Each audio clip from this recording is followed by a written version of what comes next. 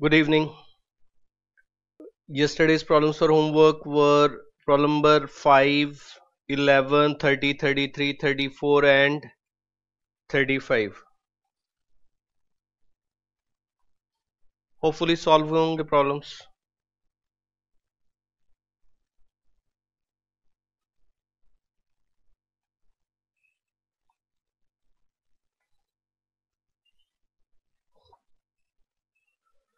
So come to problem number 5.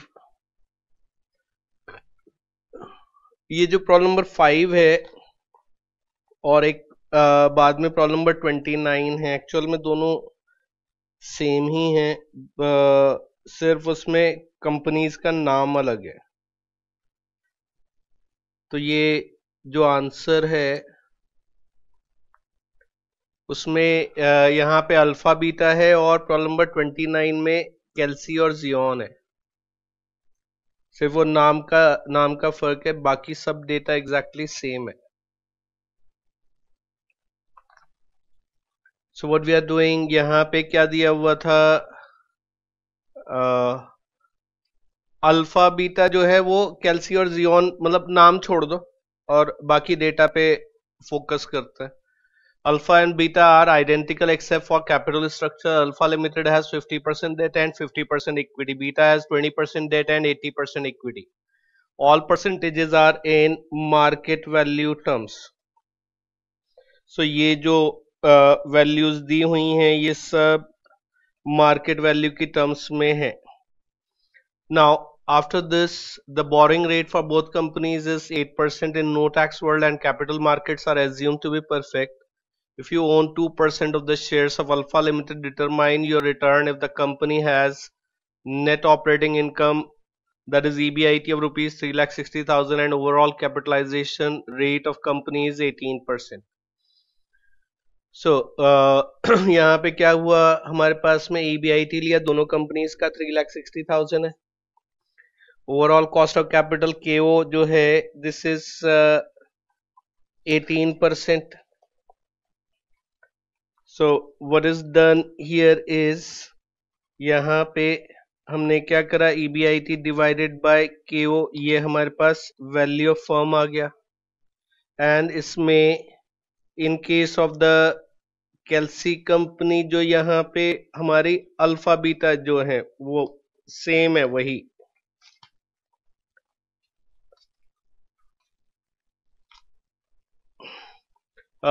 उसमें 50% date 50% equity है and वहां पे 20% डेट एंड 80% इक्विटी है। So value of debt and value of equity ये आ गया हमारे पास में। एंड देन उसके बाद calculate implied required return on equity, ठीक है। सो EBIT में से लेस कर दिया interest, we have got EBT and that is the net income and this divided by value of equity, ये हमारे पास में रिटर्न ऑन इक्विटी आ गया।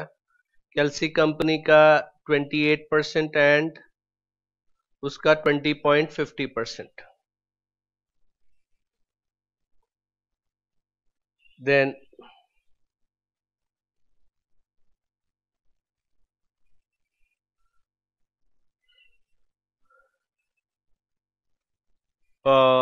अच्छा, एक वो 2% रिटर्न वाला भी हमारे को निकालना था ना, कि 2% अगर शेयर्स हैं सो कितना होगा उसमें। यहाँ पे कितना आ जाएगा, नेट इनकम है 2,80,000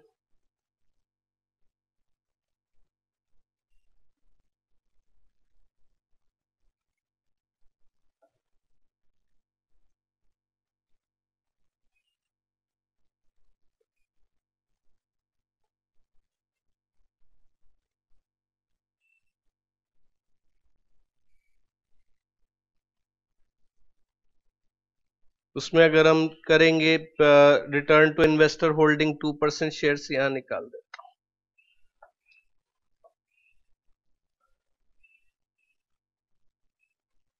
return to investor holding 2% shares.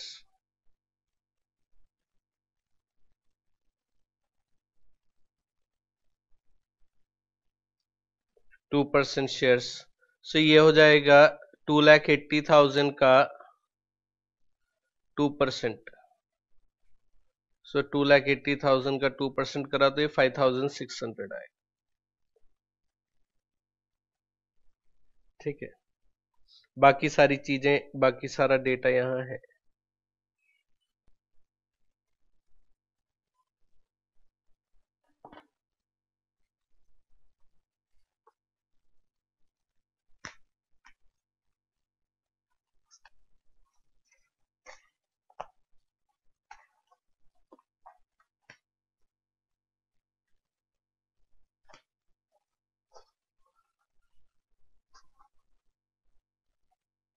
सो यहाँ पे एक पूछा था वाई जो implied required return of both companies ये डिफर क्यों कर रहा है। जो पहली जो कंपनी है केल्सी कंपनी मतलब अल्फा,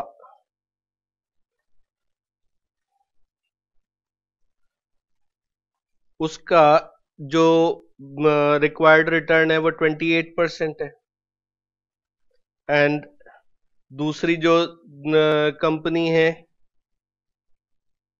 उसका रिक्वायर्ड रिटर्न जो है वो 20.5% है। तो ऐसा क्यों हुआ है? बिकॉज हाँ, जो पहली कंपनी है उसमें डेट है, अगर डेट है तो उसके जो इन्वेस्टर्स होंगे वो ज्यादा रिटर्न्स डिमांड करेंगे, उनकी रिस्क ज्यादा है, सो वहां पे जो कॉस्ट ऑफ इक्विटी होगा वो ज्यादा आएगा। Got it? देन इसके बाद में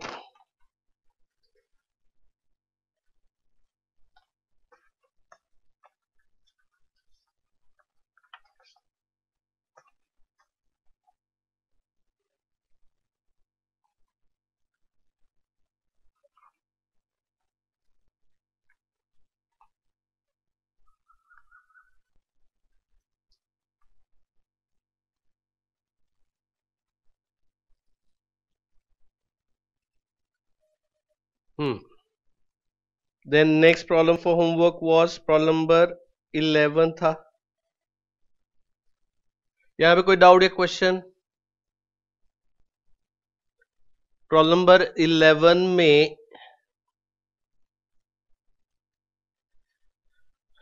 the following information is available on A Limited. Net operating income, that is EBIT, is given 50 lakhs, interest on debt is 12 lakhs, cost of equity is 18% and the cost of debt is 12%.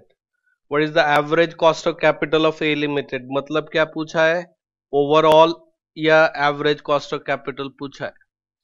So EBIT में से less किया interest, so we have got the net income which is 38 lakhs, divided by cost of equity, we got the value of equity, and value of debt हम कैसे निकालेंगे, interest divided by cost of debt, तो उससे हमारे पास आ गया 1 करोड़ आ गया वो, so 3 crore 11,11,111, that is the value of firm, and EBIT divided by V into 100, that is the overall cost of capital, which comes to 16.07%.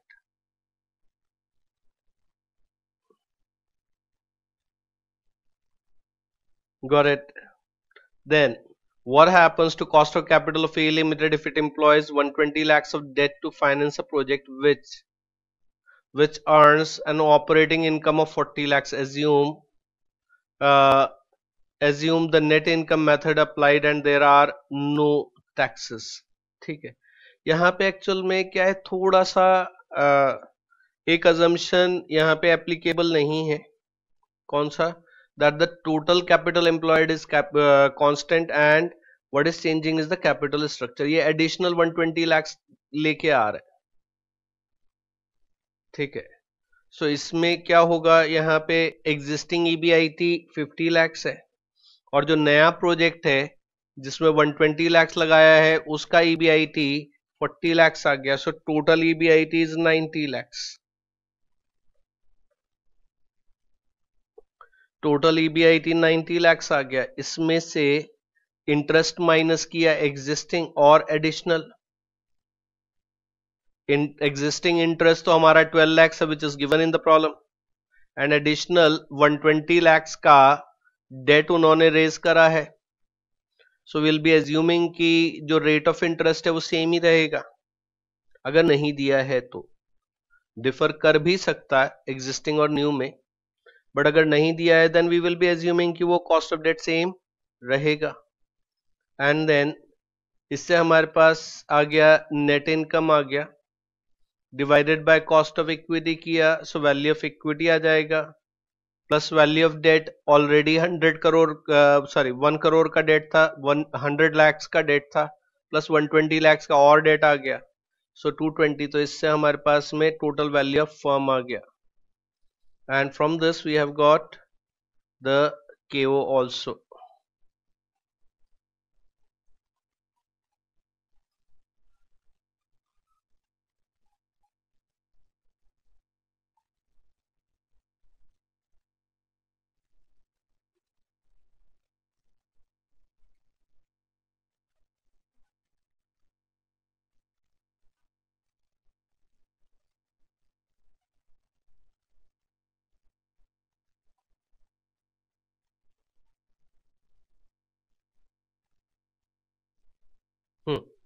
Hope it is clear.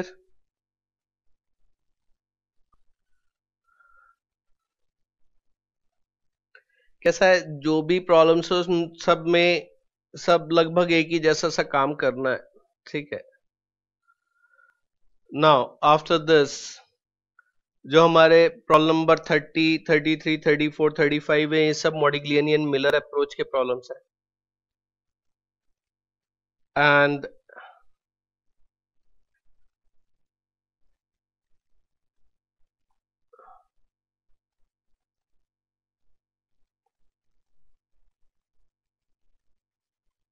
we come to problem number 30. Problem number 30 थोड़ा सा different था जो हमने किए हुए हैं, इसलिए मैं उसको सॉल्व करूंगा यहाँ पे. ठीक है. स्लाइड डिफरेंस है. जो बेसिक पार्ट है वो क्या दिया हुआ था, the following data is available in respect of two companies having same business risk. Same business risk मतलब nature and size of business is same, that is why the fixed cost is same. So operating leverage same होगा and the same business risk हो गया. Capital employed is 2 lakhs, EBIT is rupees 30,000. Sources levered company, unlevered company. So levered company दिया हुआ है, unlevered company दिया हुआ है. Debt at 10% levered में है, 1 लाख का डेट और अनलीवर्ड में नहीं है. इक्विटी 1 लाख एंड अनलीवर्ड में पूरा 2 lakhs का इक्विटी है. Cost of equity is given for the levered company it is 20% and for the unlevered company it is 12.5%. An investor holding 15% shares in unlevered company. ठीक है. जो हमने कल प्रॉब्लम सॉल्व किए थे, जो मॉडिग्लियन मिलर के जो हमने प्रॉब्लम सॉल्व किए थे, उसमें क्या था कि हमने जो इन्वेस्टमेंट किया था, इन्वेस्टर ने जो शेयर्स होल्ड करे हुए थे वो लीवर्ड कंपनी में करे थे और वो लीवर्ड से अनलीवर्ड में मूव कर रहा था. बट इस क्वेश्चन में जो इन्वेस्टर है उसने अनलीवर्ड कंपनी में इन्वेस्टमेंट किया है और वो अनलीवर्ड से लीवर्ड में मूव कर रहा है. ठीक है. ये जो हमारी सिचुएशन होती है बेसिकली, इसमें हमने क्या करा, जो नॉर्मल प्रोसेस है वैल्यू ऑफ फर्म तो निकाल लिया. वैल्यू ऑफ फर्म कैसे निकाला, EBIT minus interest, we have got net income and net income divided by KE we have got is the value of equity, plus value of debt कर दिया, so we got the value of firm. And value of firm of the levered company is 2 lakhs and for the unlevered company is 2,40,000. ठीक है. सो अब यहाँ पे अगर हम देखें तो इस सिचुएशन में क्या हो गया है कि जो अनलीवर्ड कंपनी है उसका वैल्यूएशन ज्यादा है as compare to the levered company. तो अब जब यहां पे आर्बिट्रेज होगा, आर्बिट्रेज रिवर्स होगा। ऑब्वियस सी बात है कि जिस कंपनी के शेयर्स महंगे होंगे, जिस कंपनी की वैल्यू ज्यादा है, दोनों मॉडिग्लियन मिलर अप्रोच के हिसाब से या नेट ऑपरेटिंग इनकम अप्रोच के हिसाब से, if the two companies are belonging to same business risk class, then they should have same value. Net operating income approach also says the same thing, that the value of the firm doesn't change by changing the capital structure. So here in this situation the value should have been same, but यहाँ पे value में difference है। Levered unlevered company का valuation ज्यादा आ रहा है और levered company का वैल्यूएशन कम है। सो अब यहां पे इन्वेस्टर्स क्या करेंगे, जहां पे ऑब्वियस सी बात होती है, जो आर्बिट्रेज है नॉर्मली कैसे काम करता है, सिंपल लॉजिक है, सिंपल लॉजिक है, क्या है, महंगा है तो बेच दो और सस्ता खरीद लो। ठीक, अगर कोई दो चीजें हैं, लीवर्ड और unlevered company, they are belonging to same business risk class, ठीक है, तो उनका वैल्यूएशन सेम होना चाहिए। डेट होने या नहीं होने से वैल्यू पे फर्क नहीं पड़ना चाहिए। This is what the Modigliani Miller approach is और the net operating income approach. ठीक है, डेट कैपिटल स्ट्रक्चर से वैल्यूएशन पे कोई फर्क पड़ना नहीं चाहिए। Is it clear? ठीक है, so what it says, so अब यहां पे क्या है, बट प्रैक्टिकली क्या हो जाता है कि मार्केट, हम अज्यूम करके चलते हैं कि capital markets are perfect, but practically they are not, they are not. ठीक है, दिक्कतें हैं, बिकॉज कैपिटल मार्केट कौन चला रहा है, ह्यूमंस चला रहा है ना, and whether the humans are perfect, answer is no. ठीक, सो हमारा बिहेवियर कभी भी एकदम परफेक्टली रैशनल होता नहीं है। ठीक, हम कैसे रिएक्ट करते हैं, एक छोटा सा एग्जांपल देता हूं। जो इंडियन स्टॉक मार्केट है उसमें परसेंटेज टर्म में जो सबसे बड़ा फॉल हुआ था वो 2008-9 का जो फाइनेंशियल क्राइसिस आया था उसमें नहीं हुआ था, 2004 में हुआ था। 2004 में व्हाट वाज एक्सपेक्टेड, 2004 में इलेक्शन हुआ था जब कांग्रेस की सरकार बनी थी। ठीक, मनमोहन सिंह जब प्राइम मिनिस्टर बने हैं, दैट वाज द टाइम। ठीक है, उससे पहले अटल बिहारी वाजपेयी की सरकार थी and the government was doing good. ठीक, उन्होंने अपना वो शाइनिंग इंडिया वाला कैंपेन चलाया था and single largest party BJP बनी, बट मेजॉरिटी नहीं आई एंड कांग्रेस की सीट काफी कम थी, बट फिर भी बीजेपी को दूसरी पार्टीज ने सपोर्ट नहीं किया, सो अल्टीमेटली यूपीए बना। सो जो यूपीए 1 था, that was the time, and उस टाइम पे बहुत पॉलिटिकल अनसर्टेनिटी थी and almost everybody was expecting कि Atal Bihari Vajpayee, BJP is going to win, market was expecting कि बीजेपी जीतने वाली है इस बार, एंड वो हार गए। जब वो हारे तो एक दिन में मार्केट जो था वो 16% से गिर गया।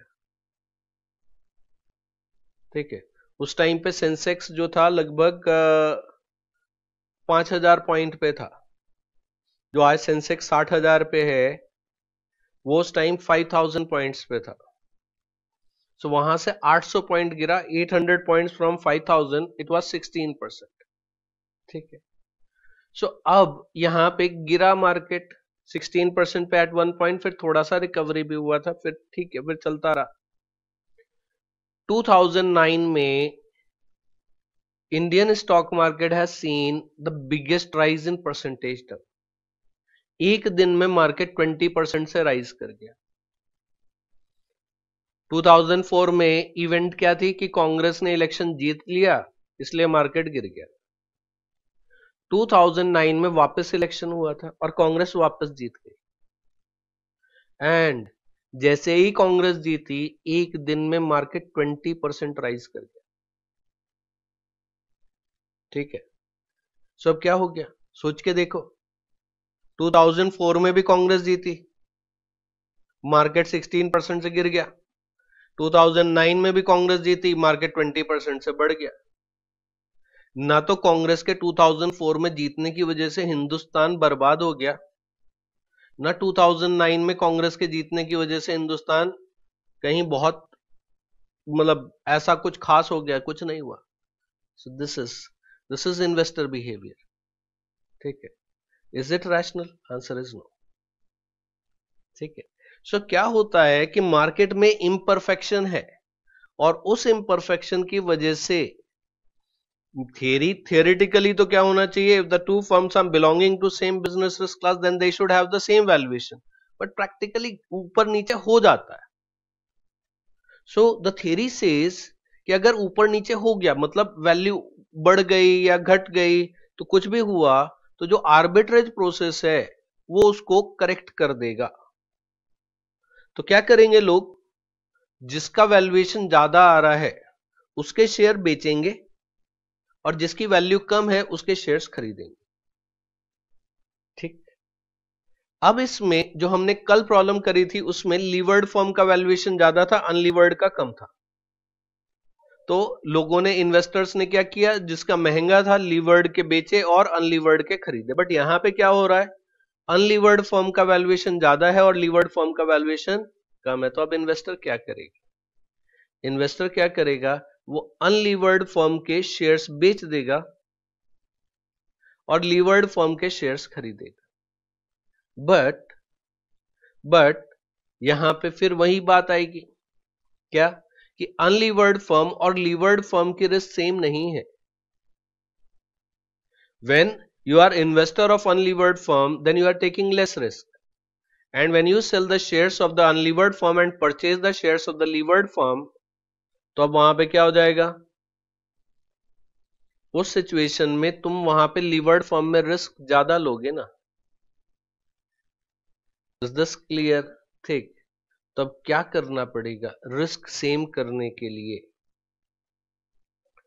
यहां पे रिस्क सेम करने के लिए इन्वेस्टर क्या करेगा, इन्वेस्टर यहां पे क्या करेगा, जब हमने कल पढ़ा था तो क्या करा था, लीवर्ड से अनलीवर्ड पे जब हम मूव कर रहे थे तो लीवर्ड फर्म में रिस्क ज्यादा थी और अनलीवर्ड में रिस्क कम थी, तो वो कम रिस्क को कॉम्पनसेट करने के लिए खुद से बोरो कर ले रहा था। Is it clear? तो यहां पे इसका उल्टा करेगा कि जब वो अनलीवर्ड फर्म से लीवर्ड फर्म में मूव करेगा तो वो इन्वेस्टमेंट करेगा, मतलब वो गवर्नमेंट बॉन्ड्स में इन्वेस्ट कर देगा जो पैसा है, जिसको लेंडिंग बोलते हैं बेसिकली।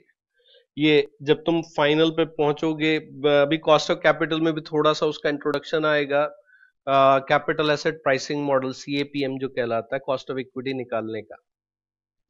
ठीक है, सो यहां पे क्या हुआ कि मेरे पास में जो सरप्लस पैसा आएगा जो शेयर्स बेच के, ठीक है, सो उसमें से मैं क्या करूंगा कि अपनी रिस्क कम करने के लिए मैं वहां पे बोरो नहीं करेंगे, वहां पे क्या करेंगे, गवर्नमेंट सिक्योरिटीज या गवर्नमेंट बॉन्ड्स खरीद लेंगे। ठीक है, लेंडिंग करते हैं at risk free rate, basically that is called as lending at risk free rate. ठीक है, रिमेंबर वन थिंग, जो गवर्नमेंट बॉन्ड्स है अगर मैं उसमें इन्वेस्ट करता हूं तो वहां पे रिस्क नहीं होती है, because government is there to guarantee the return. ठीक, और गवर्नमेंट रिटर्न्स देगी इररिस्पेक्टिव कि गवर्नमेंट के पास में पैसा है या नहीं है। ऐसा नहीं होता कि गवर्नमेंट डिफॉल्ट नहीं करता है, पाकिस्तान की गवर्नमेंट डिफॉल्ट करने की कगार पे है, श्रीलंकन गवर्नमेंट डिफॉल्ट कर चुकी है, बट उन्होंने डिफॉल्ट किया है इंटरनेशनल डेट पे, जो डॉलर वाला डेट था। बट इंडियन गवर्नमेंट या कोई भी गवर्नमेंट, अगर इंडियन गवर्नमेंट रुपीज में बोरो करती है तो कभी भी रुपी टर्म में डिफॉल्ट नहीं करेगी। क्यों नहीं करेगी? Because they are having one right that others are not having, that is right to print the currency. Note छाप के दे देंगे, कुछ भी हो जाए, उसके बाद इन्फ्लेशन बढ़ जाए, कुछ भी हो जाए, बट वो पैसा दे देंगे। so, जो गवर्नमेंट बॉन्ड है वो रिस्क फ्री कहलाते हैं, क्योंकि वहां पे गवर्नमेंट जो है नॉमिनल वैल्यू तो वापस करेगी ही करेगी। नाउ अब इस सिचुएशन में यहां क्या हो गया, कि इन्वेस्टर के पास में 15% शेयर्स हैं किसके, अनलीवर्ड कंपनी के, तो वो बेच देगा। एंड क्योंकि वो अनलीवर्ड में रिस्क कम ले रहा है, बट लीवर्ड में जब वो मूव करेगा तो वहां रिस्क ज्यादा होगी, तो उसके लिए वो क्या करेगा, वो पैसा इन्वेस्ट करेगा, लेंडिंग जिसको बोलते हैं, बोरोइंग और उसका रिवर्स लेंडिंग करेगा। कितना, अब इसने कितना बोरो किया हुआ है, डेट है इनका 50%, ठीक है। चलो लिखो उसमें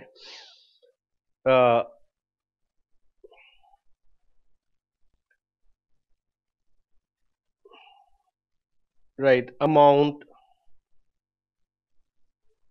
receivable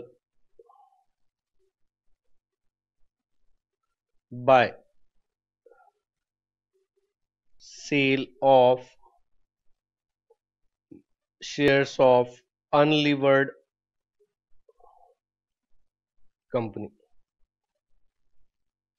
This is 2,40,000 into 15%.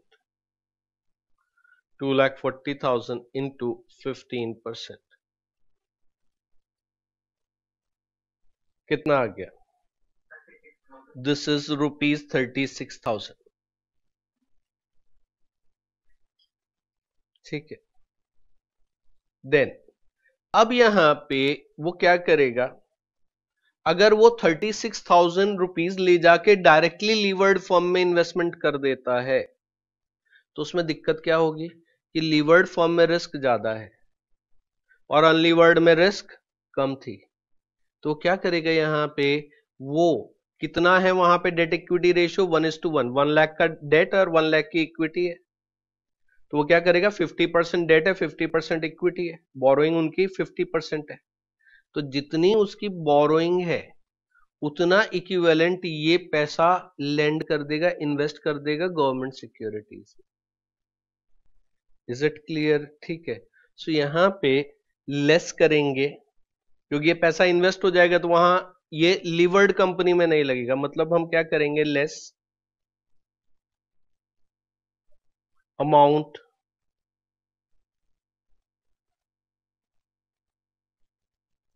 Land by investor, it is 50% of 36,000, so this will be rupees 18,000.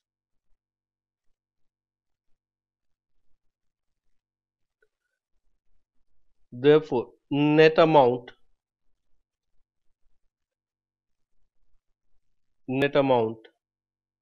invested in levered company, this is rupees 18,000.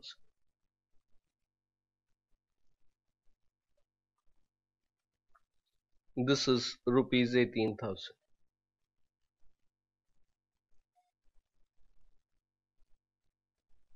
ठीक है।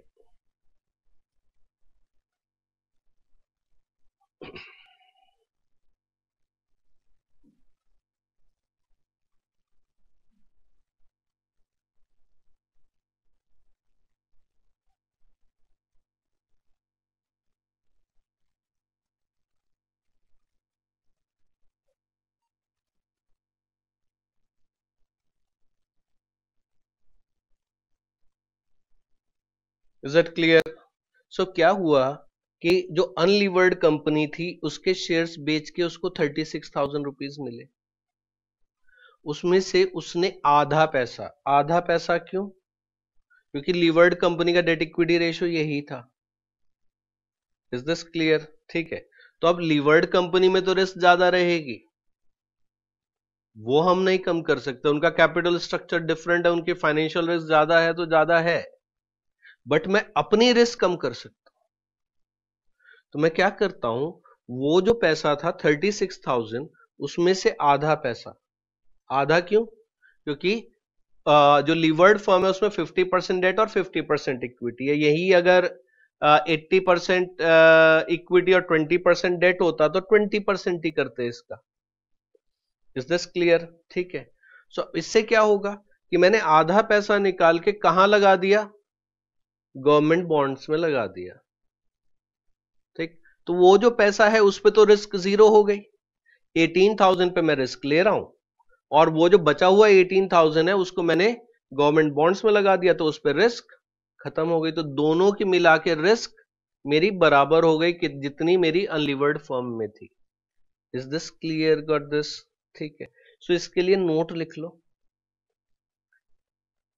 Right,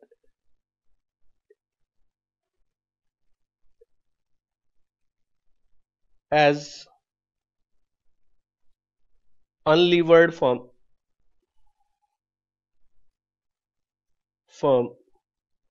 is having less risk as compared to levered company. Therefore, if investor move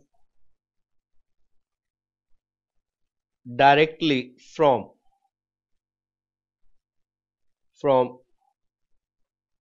unlevered company to levered company, then his risk will not be same in both situation.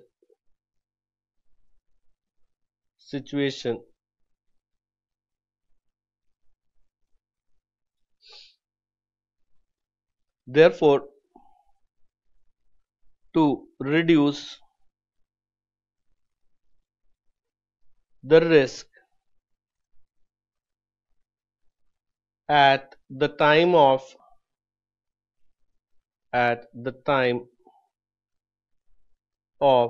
moving to levered company, investor will lend in bracket invest the money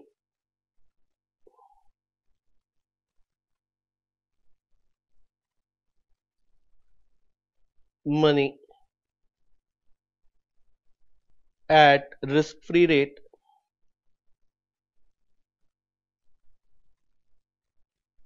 in bracket KD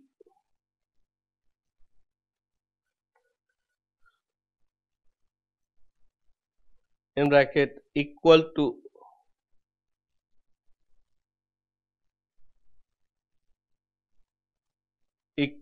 50% of amount as levered company is having 50% debt in capital.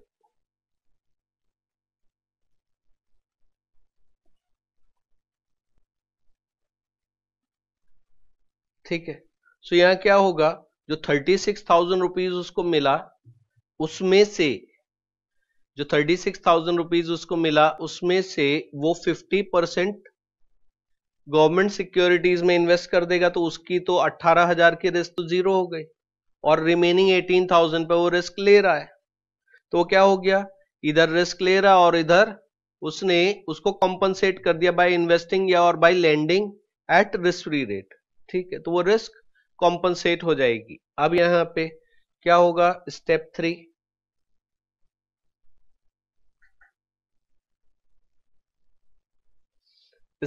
अब हम क्या करेंगे, दोनों companies में उसके returns compute करेंगे। Compute net earnings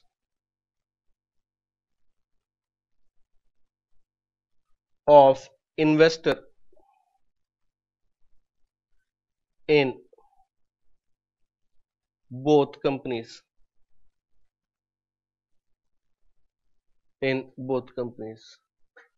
so यहाँ पे कॉलम्स हमारे रहेंगे पर्टिकुलर्स, लीवर्ड एंड अनलीवर्ड.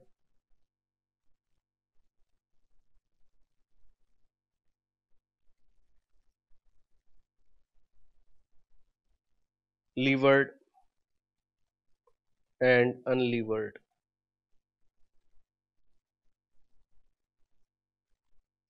ठीक है.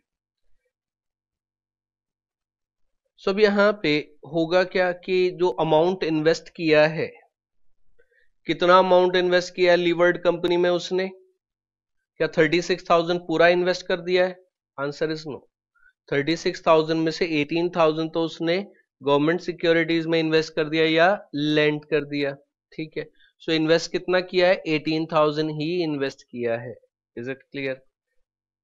So here amount invested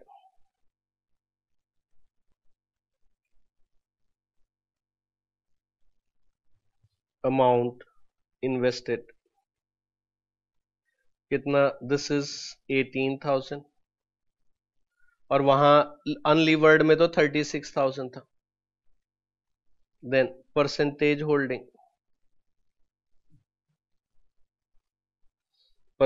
holding unlevered में 15% थी. यहां पे हमारे को कंप्यूट करना पड़ेगा कितना है वैल्यू? 18,000 डिवाइडेड बाय 1 लाख है ना वैल्यू ऑफ इक्विटी वहां पे. So it is 18%. It is 18%. ये कैसे निकाला? This is 18,000 divided by 1 lakh into 100. Then अब इसके बाद में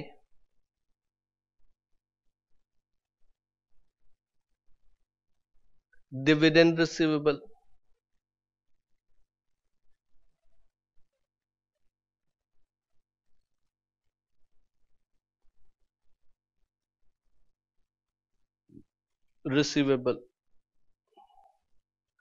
कितना होगा इसमें?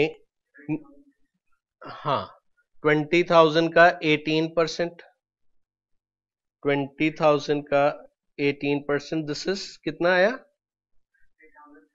3,600 और यहाँ पे था 30,000 इंटू 15%, दिस इज 4,500. ठीक. अब और क्या होगा? अब उसने जो 18,000 यहाँ पे जो 18,000 है उसने बोरो नहीं किया, इन्वेस्ट किया है, तो उस पर भी तो रिटर्न मिलेगा ना. ठीक. So interest on money lent, interest on money lent, ये कितना हो जाएगा? कितना उसने करा? 18,000. ठीक है. And at what rate? 10%. So this is 1,800 और यहां पे नहीं किया है. सो हियर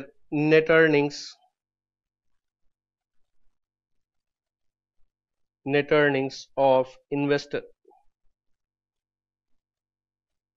दिस इज ये तो 4,500 और ये हो जाएगा 5,400.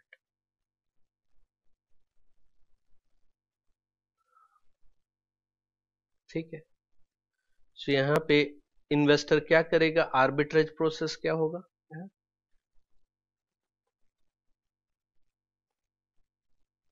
आर्बिट्रेज प्रोसेस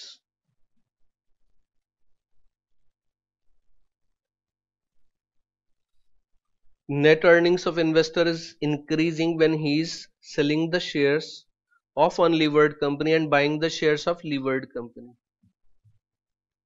इसके बेच के उसके खरीदने में उसकी अर्निंग्स जो है वो बढ़ जा रही है, कितने 900 से बढ़ जा रही है, ठीक है। So what he will do, he will sell the shares of unlevered company and will purchase the shares of levered company. So write as net earnings of investor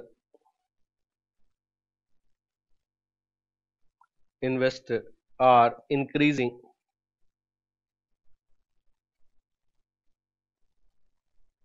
when he move या switch when he switch his holding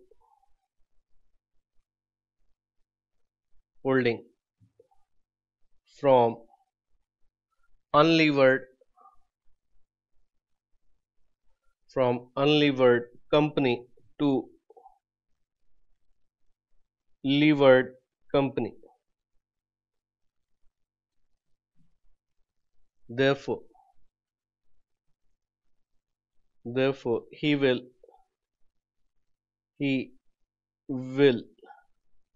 sell the shares of unlevered company and purchase the shares of levered company, which will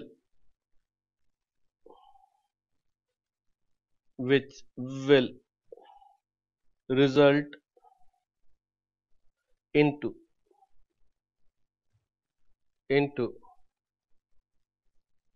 lower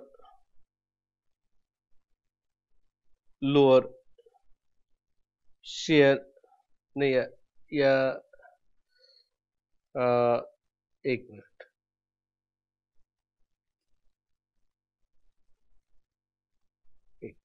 levered company due to which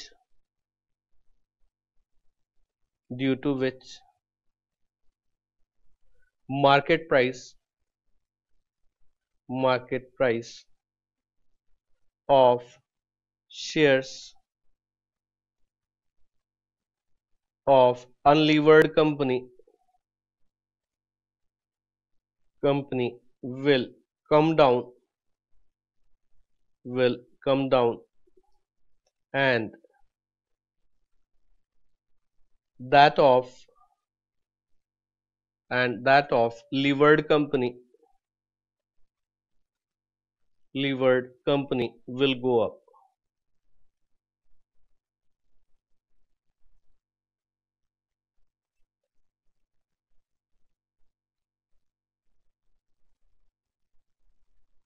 This process will go on till market prices of both companies are not same.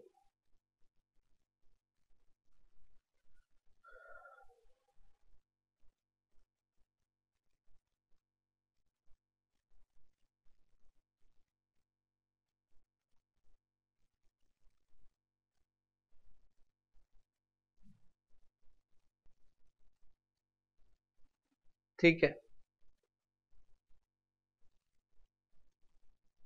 ये reverse चीज थी जो हमने कल किया था उसका, ठीक है। कल हम लीवर्ड से अनलीवर्ड पे जा रहे थे, ये वाले प्रॉब्लम में अनलीवर्ड से लीवर्ड पे गए। अब इसमें एग्जांपल्स ऐसे भी हो सकते हैं जहां पे वो बताए नहीं कि हमने किस में इन्वेस्टमेंट किया हुआ है, और वो बोलेंगे आर्बिट्रेज कैसे होगा। तो सिंपल सी चीज है, मॉडिग्लियानी मिलर में आर्बिट्रेज कैसे होगा, जिसका महंगा शेयर है वो बेचोगे और जिसका सस्ता है वो खरीदोगे, यही आर्बिट्रेज होगा। आज ही के उसमें आएगा एक सिचुएशन, ठीक है, वो भी ऐसा ही सिमिलर है। नाउ अब इसके बाद में प्रॉब्लम नंबर 33, प्रॉब्लम नंबर 33,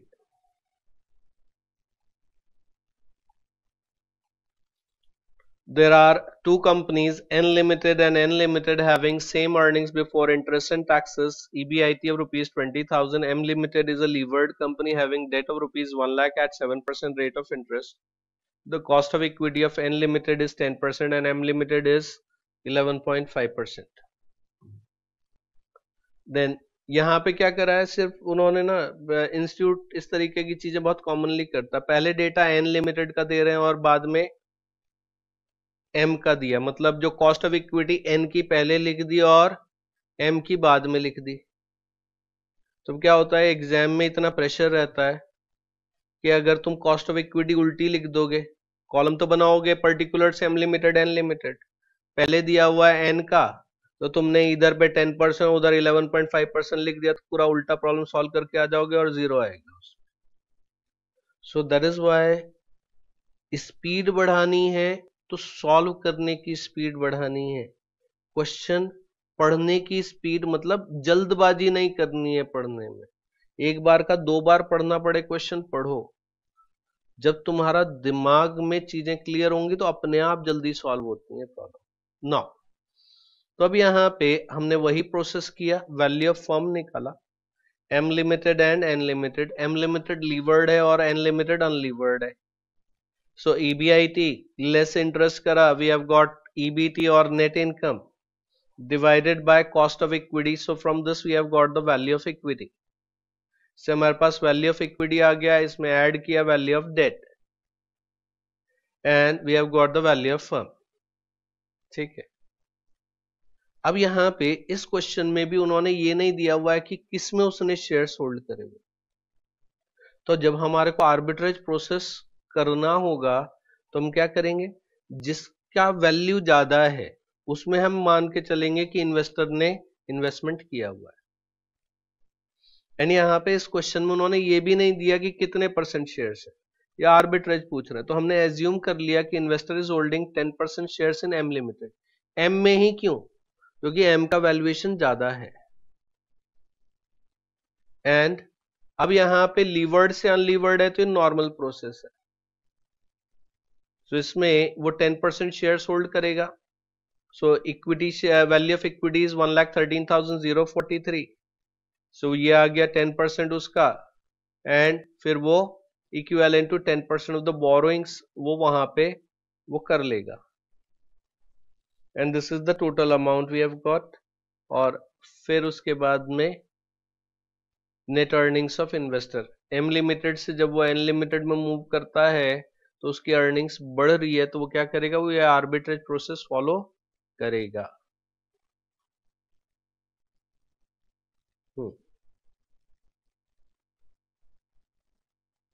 कोई डाउट है क्वेश्चन यहाँ पे? देन अब इसके बाद में next problem, problem number 34, following data is available in respect of two companies having same business risk, capital employed 2 lakh, CBIT 30,000, KE is 12.5%। यहाँ पे क्या है, लीवर्ड और अनलीवर्ड दोनों का कॉस्ट ऑफ इक्विटी सेम दिया है, यहाँ उन्होंने क्वेश्चन दिया है तो दिया है, तो वही प्रोसेस वापस से फॉलो किया, दोनों की वैल्यू निकाली, एंड यहाँ पे लीवर्ड कंपनी का वैल्यूएशन ज्यादा है, तो उन्होंने क्वेश्चन में ही दिया हुआ था कि वो लीवर्ड कंपनी में 15% शेयर्स होल्ड करें, अगर कुछ नहीं दिया होता तब भी हम लीवर्ड कंपनी में ही इन्वेस्टमेंट मानते क्योंकि उसका वैल्यूएशन ज्यादा होता, तो वो महंगे से सस्ते की तरफ जाएगा, ठीक है। आर्बिट्रेज ऐसा ही होता है, महंगे से सस्ते की तरफ हम मूव करते हैं, गॉट इट।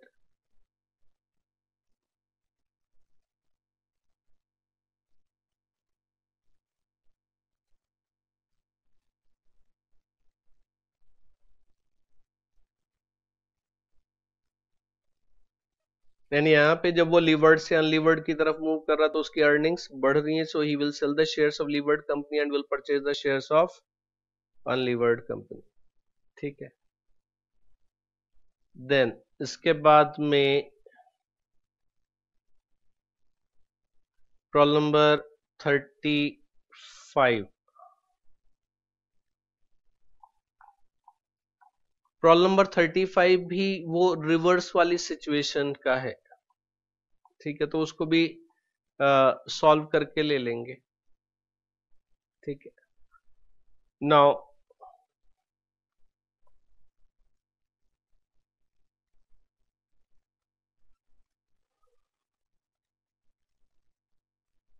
सो यहाँ पे पहला हमने क्या दिया हुआ 35 में, there are two companies U limited and L limited having same net operating income of 20,000 except that L Limited is a levered company having debt of rupees 1 lakh at 7%, cost of equity of U Limited and L Limited are 10% and 18% respectively.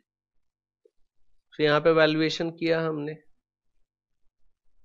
and what we have got here, EBIT less interest EBT, that is net income, divided by cost of equity, we got the value of equity, and at value of debt we have got the value of firm. And यहाँ पे अब compute how arbitrage process will work. अब यहाँ पे उन्होंने ये नहीं दिया कि किसमें उन्होंने होल्ड किया हुआ और किसमें इन्वेस्ट करना है। तो सिंपल सी चीज है, किसकी वैल्यू ज्यादा है, यू लिमिटेड की वैल्यू ज्यादा है, तो इन्वेस्टर जो है हम मान के चलेंगे कि इन्वेस्टर ने के पास में शेयर्स यू लिमिटेड में, वैसे दोनों में ही होंगे इन्वेस्टर, बट कौन सा इन्वेस्टर मूव करेगा, जिसकी वैल्यू ज्यादा है वो सस्ते की तरफ जाएगा, महंगा बेचेगा और सस्ता खरीदेगा। ठीक, सो अब इसमें what we have to do in this case, ये हमारे पास वैल्यूएशंस आ गए।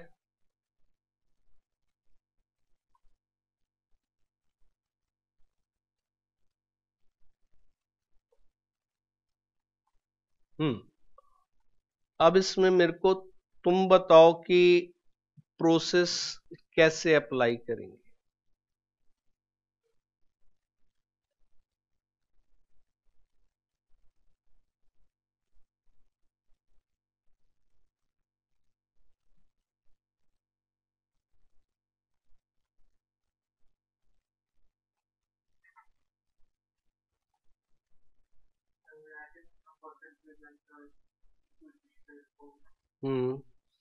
सो हाँ, सो वो क्या करेगा, you limited which is unlevered company उसके शेयर्स बेच देगा क्योंकि वो महंगा है, और किसके खरीदेगा, एल लिमिटेड के खरीदेगा बिकॉज वो सस्ता है।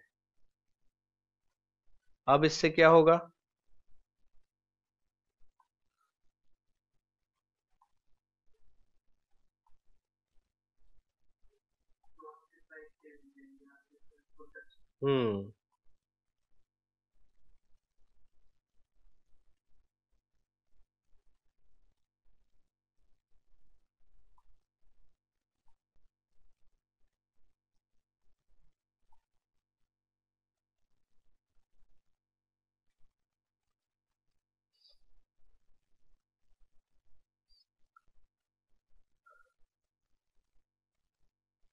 सो क्या करेगा, शेयर बेचेगा यू लिमिटेड के, 10% शेयर्स उसने बेचे तो 10% ऑफ 2 लाख कितना आ जाएगा, 20,000 आ जाएगा। अब जब वो अनलीवर्ड से लीवर्ड में मूव करेगा तो अनलीवर्ड में रिस्क कम है, लीवर्ड में रिस्क ज्यादा है, तो उसके लिए वो क्या करना चाहिए, जो पैसा उसके पास में 20,000 आएगा उसमें से कुछ पैसा वो क्या करेगा, इन्वेस्ट कर देगा, लेंड करेगा। ठीक है, और उसमें से कम पैसा फिर वो दूसरी जगह लगाएगा। ठीक है, so here we will be having amount receivable by sale of shares of U Limited, this is 2 lakhs into 10%. This is rupees 20,000.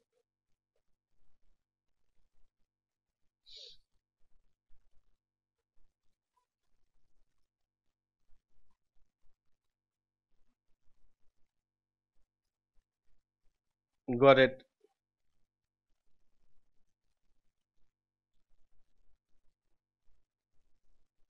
And अब वो यहां पे क्या करेगा, ये इसका 1 लाख रुपीस का डेट है, तो 1 लाख का 10% वो लेंड कर देगा, ठीक है। So less amount lent,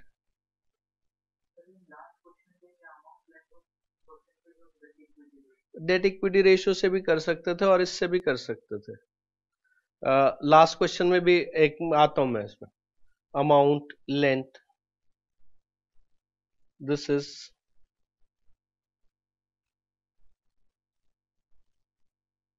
1 lakh into 10%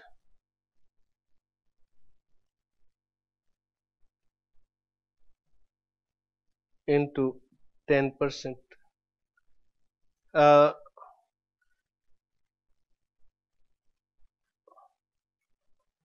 एक मिनट जस्ट, हाँ तो हम यहाँ क्या कर रहे थे इसमें, एक मिनट, ये हमारे पास में सेल करके कितना अमाउंट आ गया, 20,000 रुपीज आया। सो जब 20,000 रुपीज आया तो ये पैसा लेके अगर मैं वहां जाऊंगा, ठीक है, सो ये पैसा लेके अगर मैं वहां जाऊंगा तो मेरी रिस्क सेम नहीं होगी, लीवर्ड कंपनी में रिस्क ज्यादा है। Is this point clear? Got this? ठीक।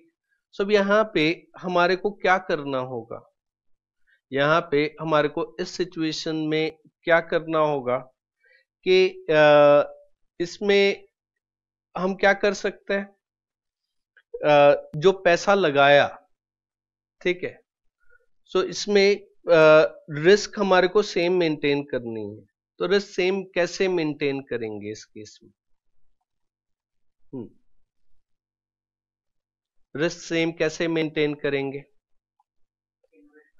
हाँ ये अमाउंट इन्वेस्ट करेंगे, मतलब अमाउंट लेंट किया या फिर इन्वेस्ट किया, ठीक है। अब कितना करना चाहिए, गॉट इट, कि कितना अमाउंट हमारे को इन्वेस्ट करना चाहिए,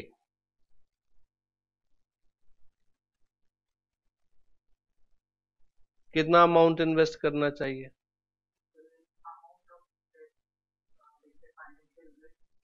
हाँ जिससे फाइनेंशियल रिस्क मेरी सेम हो जाए। जब हम अमाउंट लेंड करेंगे तो यहाँ पे ये मान के चलते हैं कि ये जो कंपनी बोरो कर रही है ये रिस्क फ्री रेट पे बोरो कर रही है, ठीक है, ठीक। एंड तो अब यहाँ पे क्या होगा कि वो 7% पे इन्वेस्ट कर देंगे, ठीक है, 7% पे वो अमाउंट इन्वेस्ट करेंगे। अब वो इसमें हम किस तरीके से कर सकते हैं, अच्छा चलो पिछले प्रॉब्लम के साथ में इसको कंपेयर करके देखते हैं, कहां पे था वो हमारा प्रॉब्लम, ये वाला था।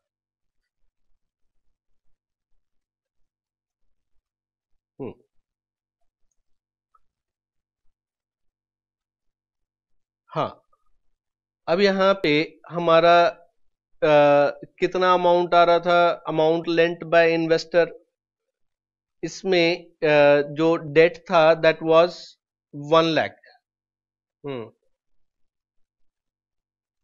एंड यहाँ पे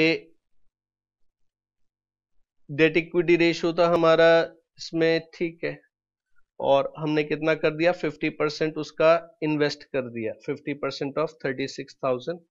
सो आधा अमाउंट इधर लगा दिया, आधा अमाउंट हमने उधर लगा दिया, ठीक है। चलो इसी तरीके से यहाँ पे भी सोचते हैं। इसमें अब हम यहाँ पे क्या कर सकते हैं कि कितना है value of equity, 72,222 for the levered firm, ठीक, एंड जो वैल्यू ऑफ डेट है वो कितना है, दैट इज 1 लाख है। इसको दो तरीके से सोचा जा सकता है, किस तरीके से करा जा सकता है कि मैं यहां से 10% शेयर्स बेच के वहां पे 10% ही शेयर्स खरीदता हूं। Is it clear? अगर मैं वहां पे 10% ही शेयर्स खरीदूंगा, अगर मैं वहां पे 10% ही शेयर्स खरीदता हूं तो 7222 के शेयर्स खरीदूंगा। Is it clear? ठीक। यही जो प्रोसेस है इसको दो तरीके से किया जा सकता है।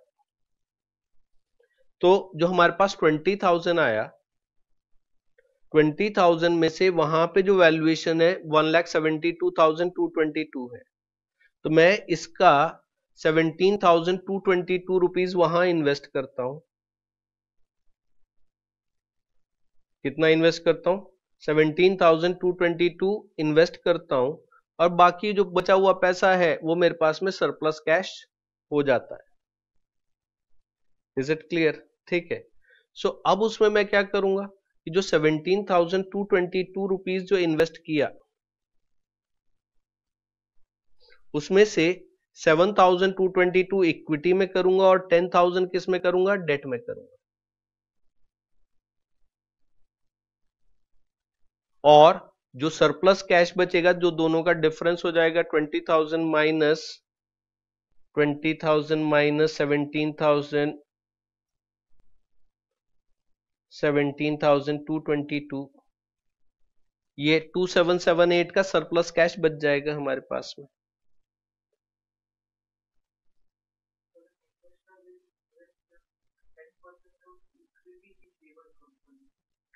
हाँ, मतलब वो 10% वहां इन्वेस्ट करेगा। ठीक है, मतलब 10% उसने लीवर्ड में 10% इन्वेस्ट कर दिया, यहां पे 10% होल्डिंग थी। एक तरीका ये है, ठीक है, यहां पे उसकी 10% होल्डिंग है तो वहां पे भी 10% ही होल्डिंग रख रहे हैं हम उसमें। नहीं नहीं, वो 72,000 भी आएगा ना, तो वो उसमें जो आएगा इसमें 1,17,222 आएगा, उसमें से 10,000 वो कहां पे होगा? हाँ, वो अमाउंट लेंट आएगा, और 7,222 विल बी इक्विटी, उतना ही होगा। ठीक है, सो उसका जितना डेट है उसके बराबर वो अमाउंट लेंट कर देगा, और 7,222 कहां पे रखेगा? इक्विटी में रखेगा। Is this clear? सो अब यहाँ पे जो डेट इक्विटी रेशियो है वो मेंटेन हो गया। जो 7,222 में जो इन्वेस्ट किया है, जो इक्विटी में इन्वेस्ट किया है, उसकी रिस्क ज्यादा है, और जो 10,000 इन्वेस्ट किया है उसमें रिस्क नहीं है। वो हायर रिस्क जो है, जीरो रिस्क फ्री इन्वेस्टमेंट से हमने कॉम्पनसेट कर दी। Is this clear? ठीक है। सो अब यहाँ पे ये जो हमारी पोजीशन हो जाएगी कि जो सरप्लस कैश भी अवेलेबल हो जाएगा हमारे पास में, सो वहां पे हम इन्वेस्टमेंट कितना करेंगे? 17,222 का हमने वहां पे इन्वेस्टमेंट कर दिया। ठीक है, सो 10%, 10%, इधर 10% था, उधर 10%, ये भी एक तरीका है करने का इसमें, क्योंकि इसमें क्या है, डेट इक्विटी रेशियो डायरेक्टली नहीं दिखाई दे रहा ना, तो उसमें वो कॉम्प्लिकेटेड हो जाएगा। ठीक है, सो अब इस सिचुएशन में यहां पे उसके पास में जो अर्निंग्स हो जाएगी, जो टोटल रिटर्न्स है, उसको हम कैसे निकालेंगे इसमें? चलो इसका वो वाला ही प्रोसेस से एक बार करके वो मैं करता हूं।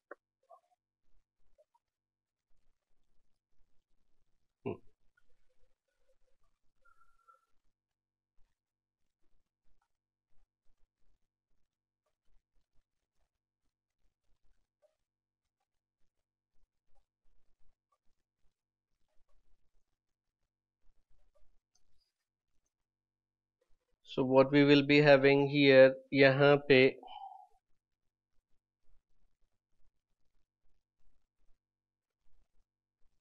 less total amount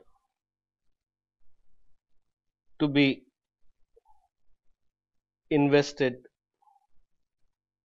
in L Limited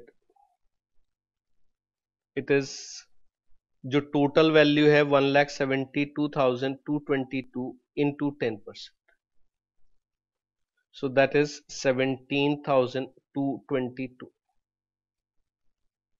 so यहाँ पे सरप्लस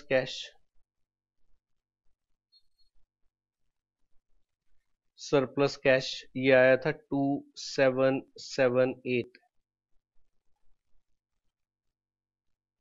ठीक है, अब इसमें जो बाइफर्केशन होगा वो कैसे होगा कि जो 17,222 है उसमें से 7,222 इक्विटी में होगा और जो 10,000 है वो डेट में इन्वेस्ट करेगा. ठीक है, so here amount invested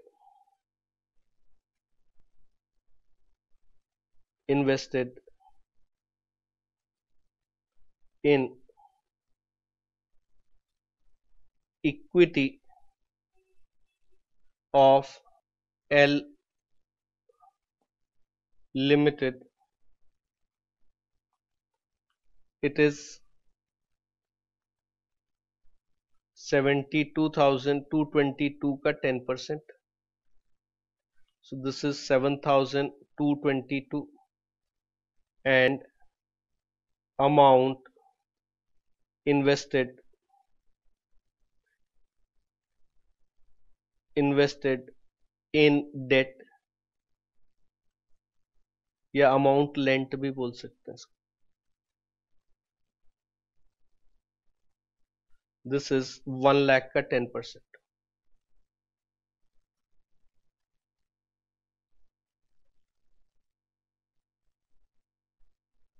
so this is rupees 10,000.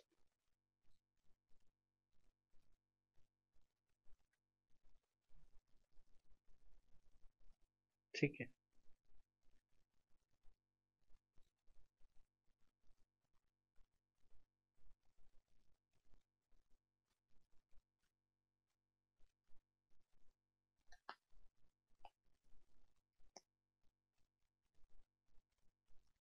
Is it clear? अब इसमें जो रिटर्न आएगा इन्वेस्टर का, रिटर्न सिर्फ इसमें अब हम फॉर्म यू के ही इन्वेस्टर का रिटर्न निकालेंगे उसमें, क्योंकि यहां पे तो डायरेक्टली उसके पास 10% ऑफ द नेट इनकम का उसको 2,000 रुपीज मिलेगा. ठीक, सो हियर स्टेप 3,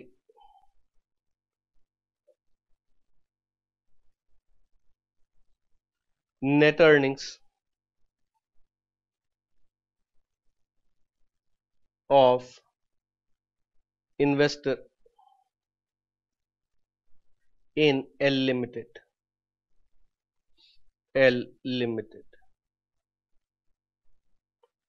अब क्या होगा इसमें?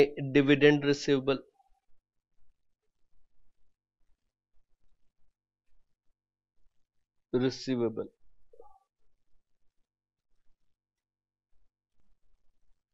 डिविडेंड रिसीवेबल कितना होगा? 13,000 है उसकी net income into 10%. This is rupees 1,300. Look, L limited की नेट इनकम कितनी थी? 13,000. अब हम यहाँ पे कितने परसेंट शेयर होल्ड कर रहे हैं? 10% शेयर होल्ड कर रहे हैं. सो ये आ गया 1,300. Add interest on money lent, this is 10,000 का 7%, this is 700. so therefore total earnings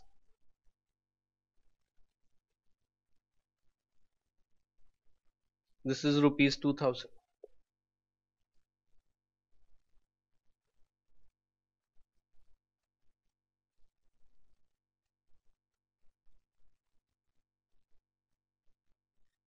ठीक, अब अगर मैं यू लिमिटेड में इन्वेस्ट करता 10% तो मेरी नेट अर्निंग्स कितनी होती? 10% of net income, that will be 2000 rupees. ठीक, यहां पे भी 2000 मिल रही है, प्लस सरप्लस कैश हो गया 2778 का, मतलब 2000 की नेट अर्निंग्स मेरे को यहां भी मिली, प्लस मेरी जेब में सरप्लस कैश कितना बचा रह गया, 2778 का। तो मैं बेटर ऑफ हूं ना, उतनी ही इनकम मिल रही है, उतनी ही रिस्क पे, प्लस जेब में 2778 का सरप्लस कैश है। ठीक है, सो यहां पे क्या हो जाएगा, ये ऑल्टरनेट वे है इसको करने का। Investor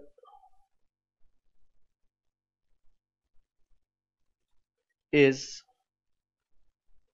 getting rupees 2000 net earnings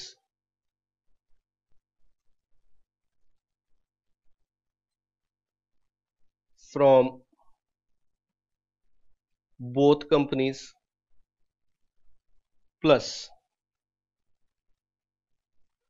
he is having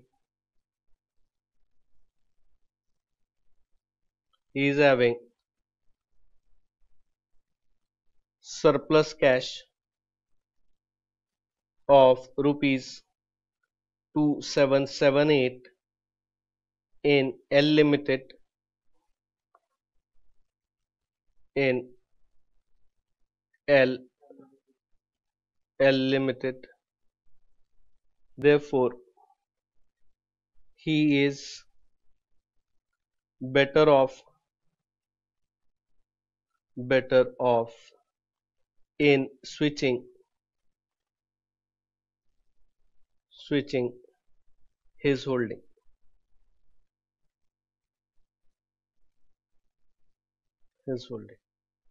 ठीक है,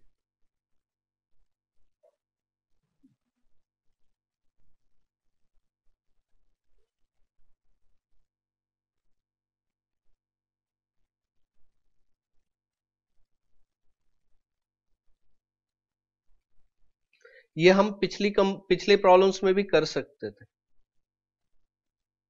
ठीक है, अच्छा, इसमें जैसा हमने पिछले उसमें किया, तो यहाँ पे वैसा भी किया जा सकता था। 20,000 रुपए आए हमारे पास में, 20,000 रुपए पूरा इन्वेस्ट करते हैं। 20,000 रुपए पूरा इन्वेस्ट करोगे तो यहाँ पे यही डेट इक्विटी रेशियो में हमारे को उसे इन्वेस्ट करना पड़ेगा। ठीक है, तो यहाँ पे ऑल्टरनेटिव वे जो तुम्हारे को कंफर्टेबल लगे उससे प्रॉब्लम सॉल्व कर लेना। ठीक, answer decision is same in both situations. Alternative method,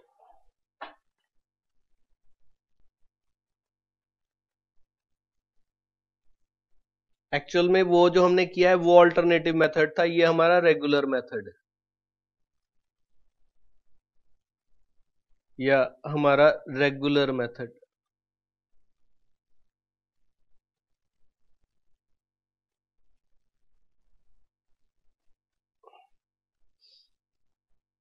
ठीक है,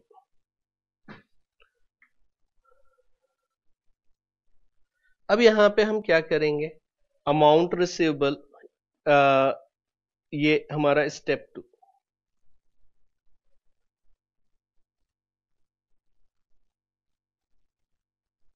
amount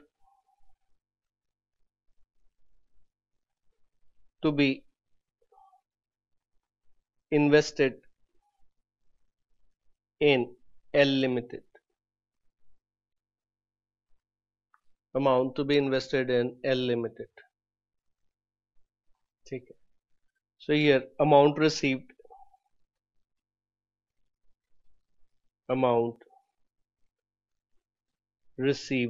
by sale of shares of U Limited, it is 2 lakhs into 10%, so this is rupees 20,000. This is rupees 20,000. एक minute,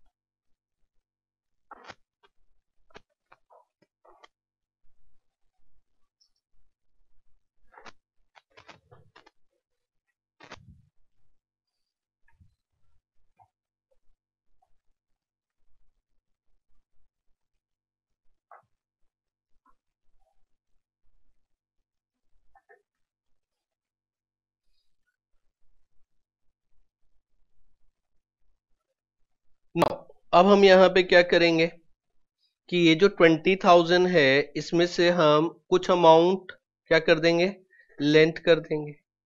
वो कैसे निकालेंगे, ये निकालेंगे यहाँ पे हमारा जो डेट इक्विटी रेशियो है उसके अकॉर्डिंग हम कंप्यूट करेंगे।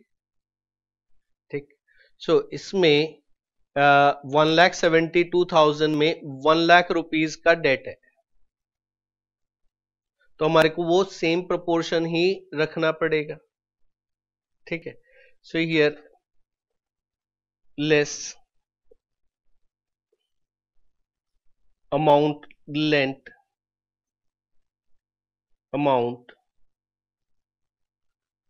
lent या इन्वेस्टेड।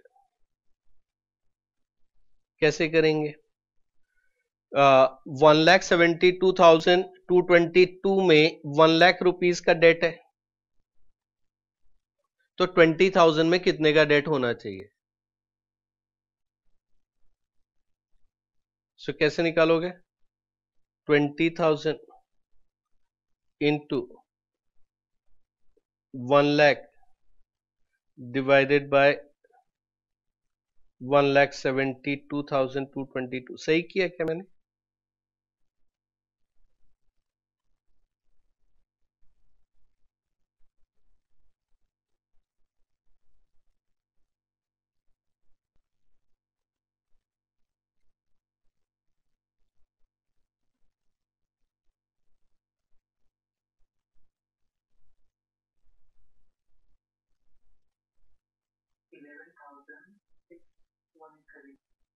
$11,613। ये समझ में आया क्या किया हमने? 1,72,222 में 1,00,000 का डेट है, वो यूनिटी प्रिंसिपल लगाया हमने, and from that we are computing. ठीक, so therefore amount invested in equity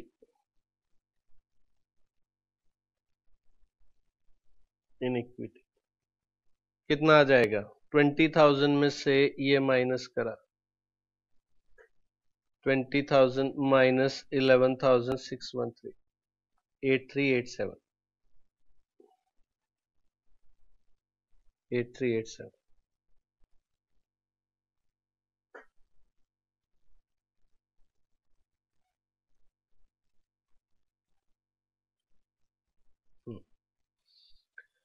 so 8387 ये हो गया। Then step 3,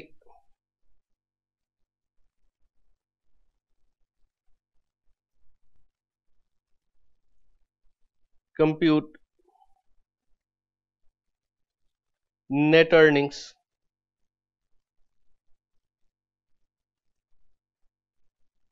of investor in both companies।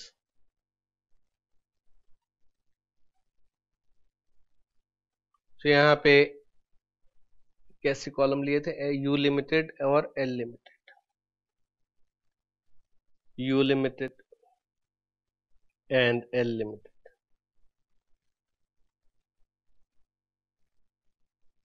L limited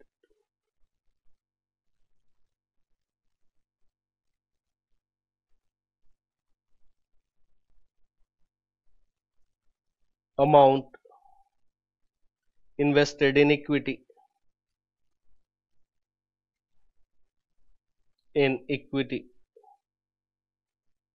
यहाँ पे है ₹20,000, यहाँ पे है 8387। देन परसेंटेज होल्डिंग, ये है 10%, और ये आ जाएगा 8387 डिवाइडेड बाय कितना है value of equity, 72,222।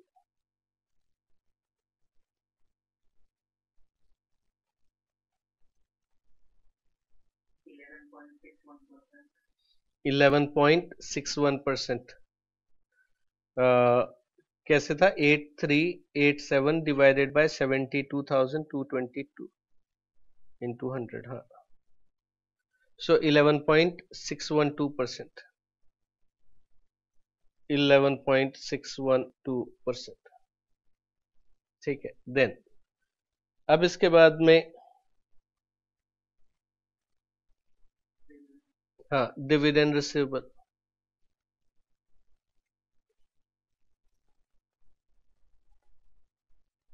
Dividend receivable. So यहाँ पे कितना हो जाएगा? इसमें नेट अर्निंग्स है, नेट इनकम कितनी थी? 20,000 और होल्डिंग है 10%.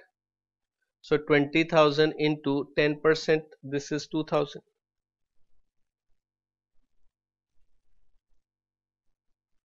This is ₹2,000. और यहाँ पे है कितनी थी नेट अर्निंग्स? 13,000 इंटू 11.612%. कितना आ गया?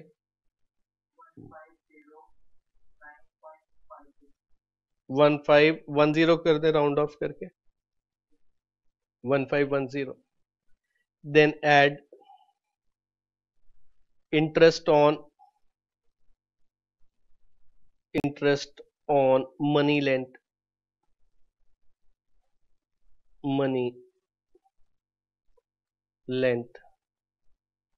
Interest on money lent. So कितना उसने लेंट किया है? 11,613 इंटू 10%.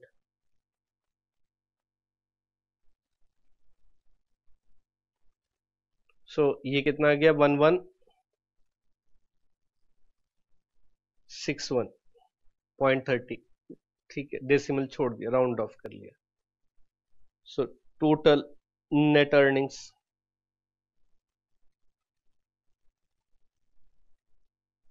ये आ गया 2,000 और ये 1,762.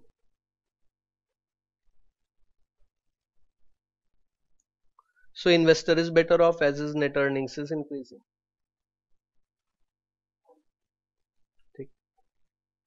So investor is better off as his net earnings are increasing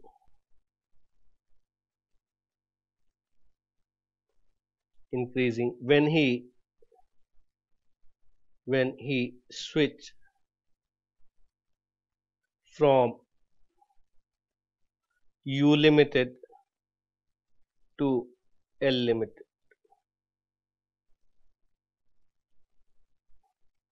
ठीक.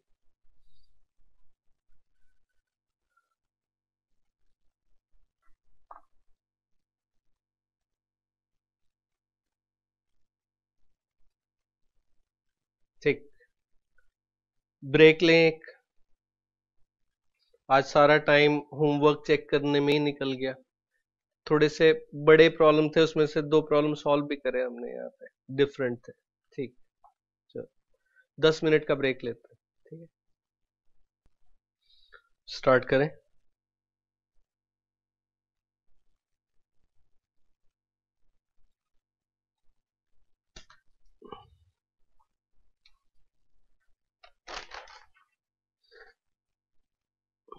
एक मिनट.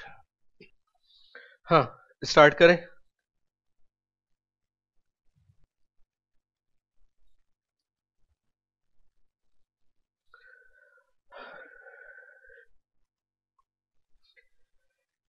ये हम आज थोड़ा सा मॉडिग्लियानी मिलर थ्योरी पढ़ेंगे, थोड़ा सा फिर हम नेक्स्ट कंसेप्ट के लिए बैकग्राउंड बनाएंगे. एंड थोड़ा सा मेरे को आज जल्दी छोड़ना है, तो मैं वो 2 ही कंसेप्ट करके वो करेंगे. और मॉडिग्लियानी मिलर जो है ना, मैं वापस लौट के आऊंगा मॉडिग्लियानी मिलर विद टैक्सेस वाले कंसेप्ट पे. ठीक है, हम इसके बाद मॉडिग्लियानी मिलर अभी छोड़ देंगे, normal problem of capital structure करेंगे. एंड फिर वापस से लास्ट में मैं वापस से मॉडिग्लियानी मिलर पे आऊंगा, ताकि एक बार ये जो कंसेप्ट है वापस से रिवाइज हो. क्योंकि एग्जाम में कंफ्यूज जो है ये मॉडिग्लियानी मिलर ही कंफ्यूज करता है, बाकी तो सब चीजें नॉर्मल सी हैं, उसमें कोई ऐसी दिक्कत होती नहीं है। So we come to the problem number 31.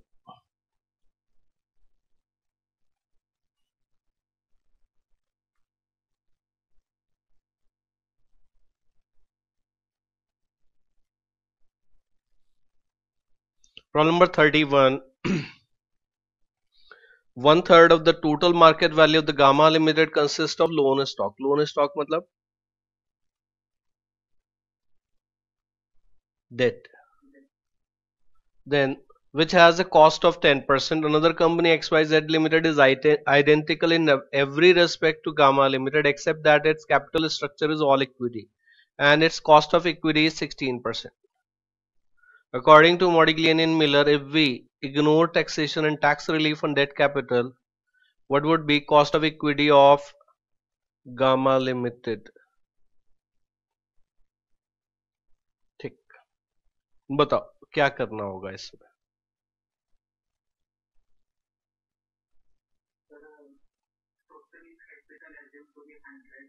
हाँ,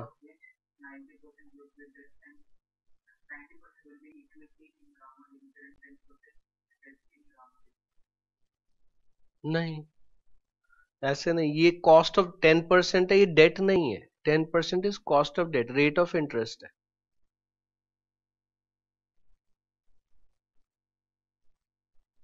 ठीक है, और ये तो दिया हुआ है 1/3 of the total market value consist loan stock, so 1/3 is debt, 2/3 will be equity. 1/3 2/3 होगा and cost of debt is 10%। ठीक, ये तो पता चल गया। केडी पता है, क्या पूछ रहे हैं वो? के ही पूछ रहे हैं गामा लिमिटेड का। तो हम यहाँ क्या कर सकते हैं, क्या किया जा सकता है?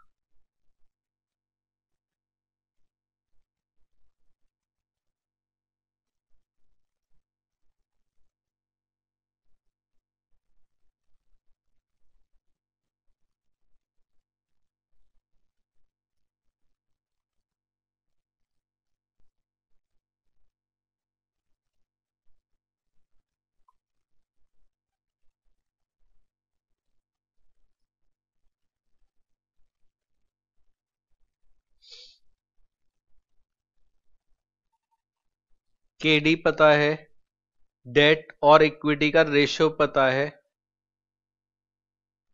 केई निकालने के लिए अब हम यहाँ क्या कर सकते हैं? केई के लिए हमारे पास में जो हमारे फॉर्मूलेज थे, चलो फॉर्मूलेज एक बार देखते हैं।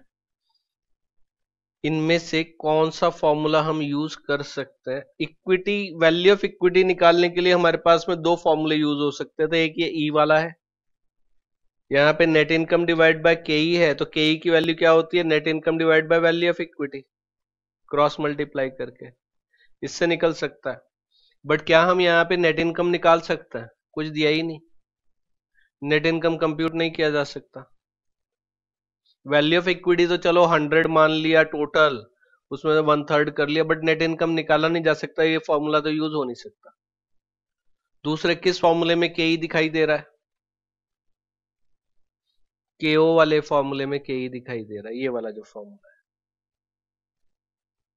इसमें यहाँ के है। इसमें से के डी पता है, डी पता है, ई पता है।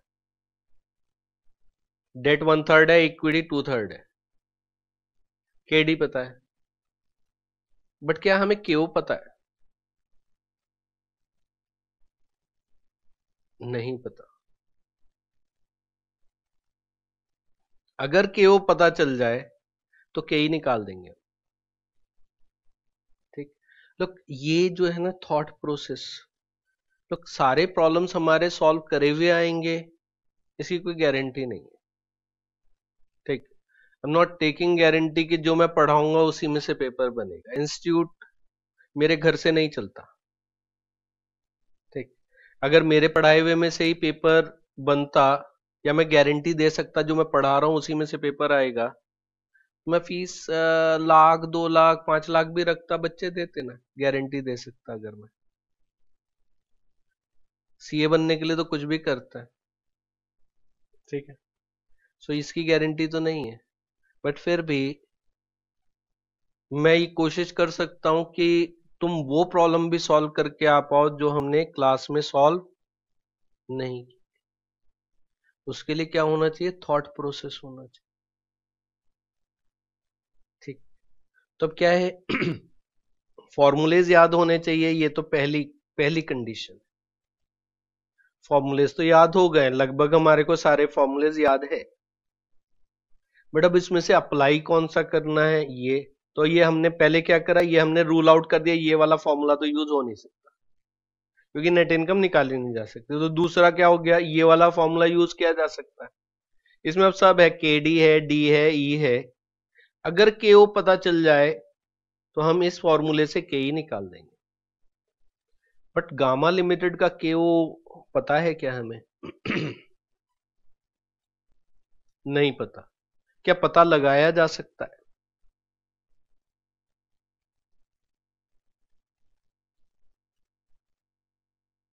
अच्छा, मॉडिग्लियानी मिलर अप्रोच और नेट ऑपरेटिंग इनकम अप्रोच एक ही होता है? एक ही है।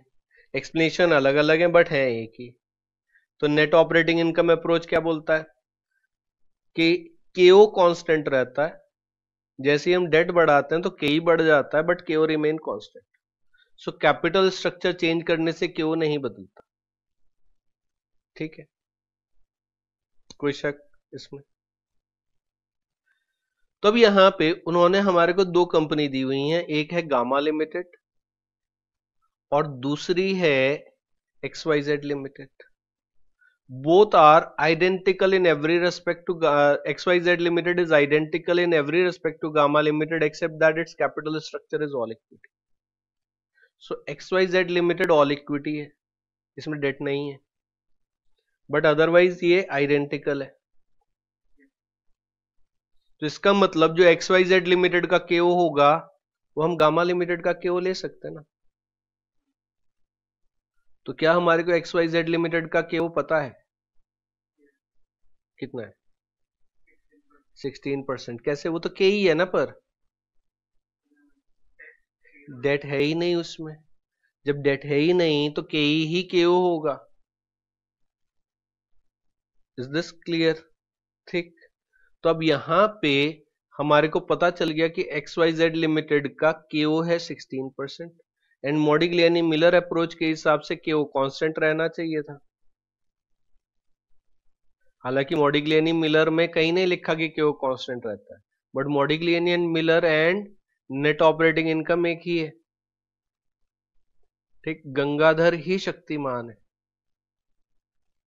ठीक, सो जो नेट ऑपरेटिंग इनकम अप्रोच है वो ही मॉडिग्लियानी मिलर अप्रोच है। ठीक, वो चश्मा उतार देता है तो वो शक्तिमान बन जाता है, चश्मा पहन लेता तो गंगाधर बन जाता है, बस इतना ही है। ठीक, सो यहां पे क्या हुआ, और क्या होता है, सेम होते हुए पे भी हम पहचान नहीं पाते। जैसे ही वो चश्मा लगाता है वो गंगाधर जैसे ही बनता, कोई नहीं पहचान पाता कि वो शक्तिमान है। ऐसे ही सुपरमैन, कोई नहीं पहचान पाता कि वो सुपरमैन है। ठीक है, बदल जाता है। तो ऐसे ही हमारे साथ एग्जाम में होता है, नेट ऑपरेटिंग इनकम अप्रोच और मॉडिग्लियानी मिलर अप्रोच एक ही है, बट नाम M&M लिख दिया तो हम सोचते हैं कुछ अलग है दोनों एक ही। एक्सप्लेनेशन सिर्फ अलग है, कपड़े अलग पहने हुए, बस इतना है, बाकी सेम है। सो अब यहां पे क्या हो गया, तो अब क्या करते हैं, ये नोट लिख के कर लेते हैं ताकि आगे जो है एग्जाम में तुम अगर नोट्स वो नहीं भी लिखोगे तब भी चलेगा। Now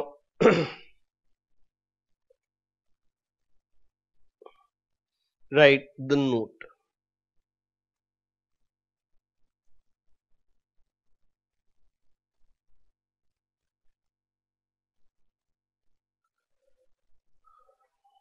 Right, cost of equity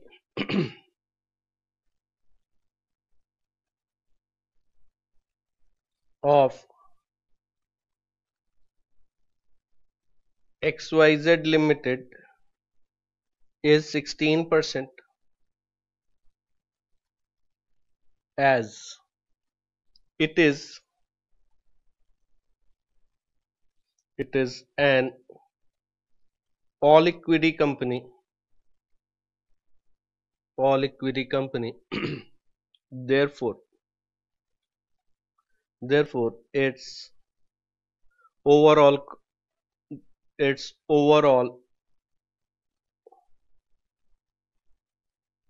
cost of capital bracket KO will also be 16%. Will also be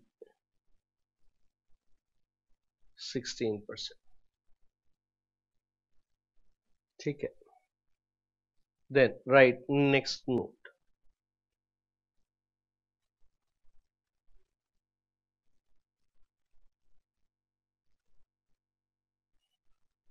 Right, as per M&M approach,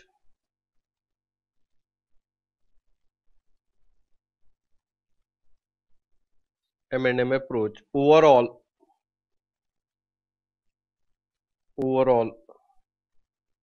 cost of capital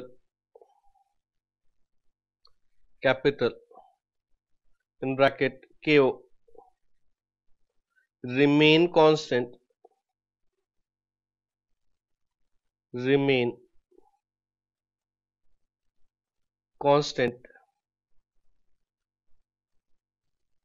irrespective of change in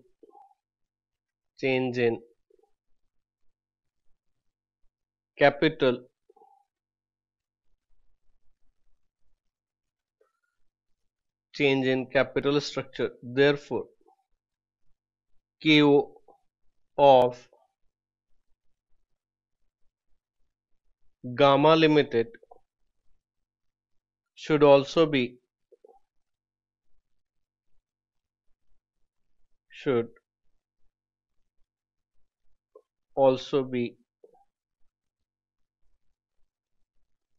be 16%.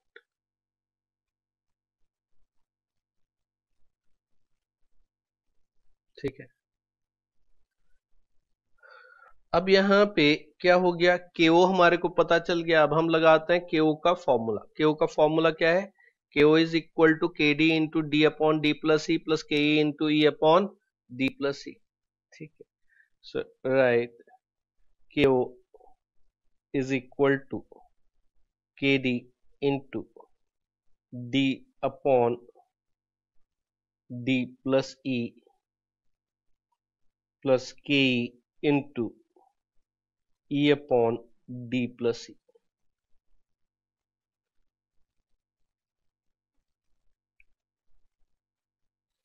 यहाँ हमारे पास KO कितना है? 16% है. KD कितना दिया हुआ है? 10. ठीक. और उन्होंने क्या बोला था? डेट है 1/3, तो इक्विटी होगा कितना? 2/3. सो D is 1/3 divided by 1/3 plus 2/3. KE हमारे को पता नहीं है, but equity is 2/3 divided by 1/3 plus 2/3. ठीक है. अब यहाँ क्या होगा? ये डिनोमिनेटर में अगर देखोगे तो ये 1/3 प्लस 2/3 ये तो 1 हो जाएगा ना, दोनों जगह पे ये तो 1 ही हो गया. ठीक है. सो इसको कैसा सिंप्लीफाई करके लिखा जा सकता है? It is 16 is equal to 10 into denominator 1 हो गया तो न्यूमरेटर ही रहेगा 1/3 प्लस KE इंटू 2/3.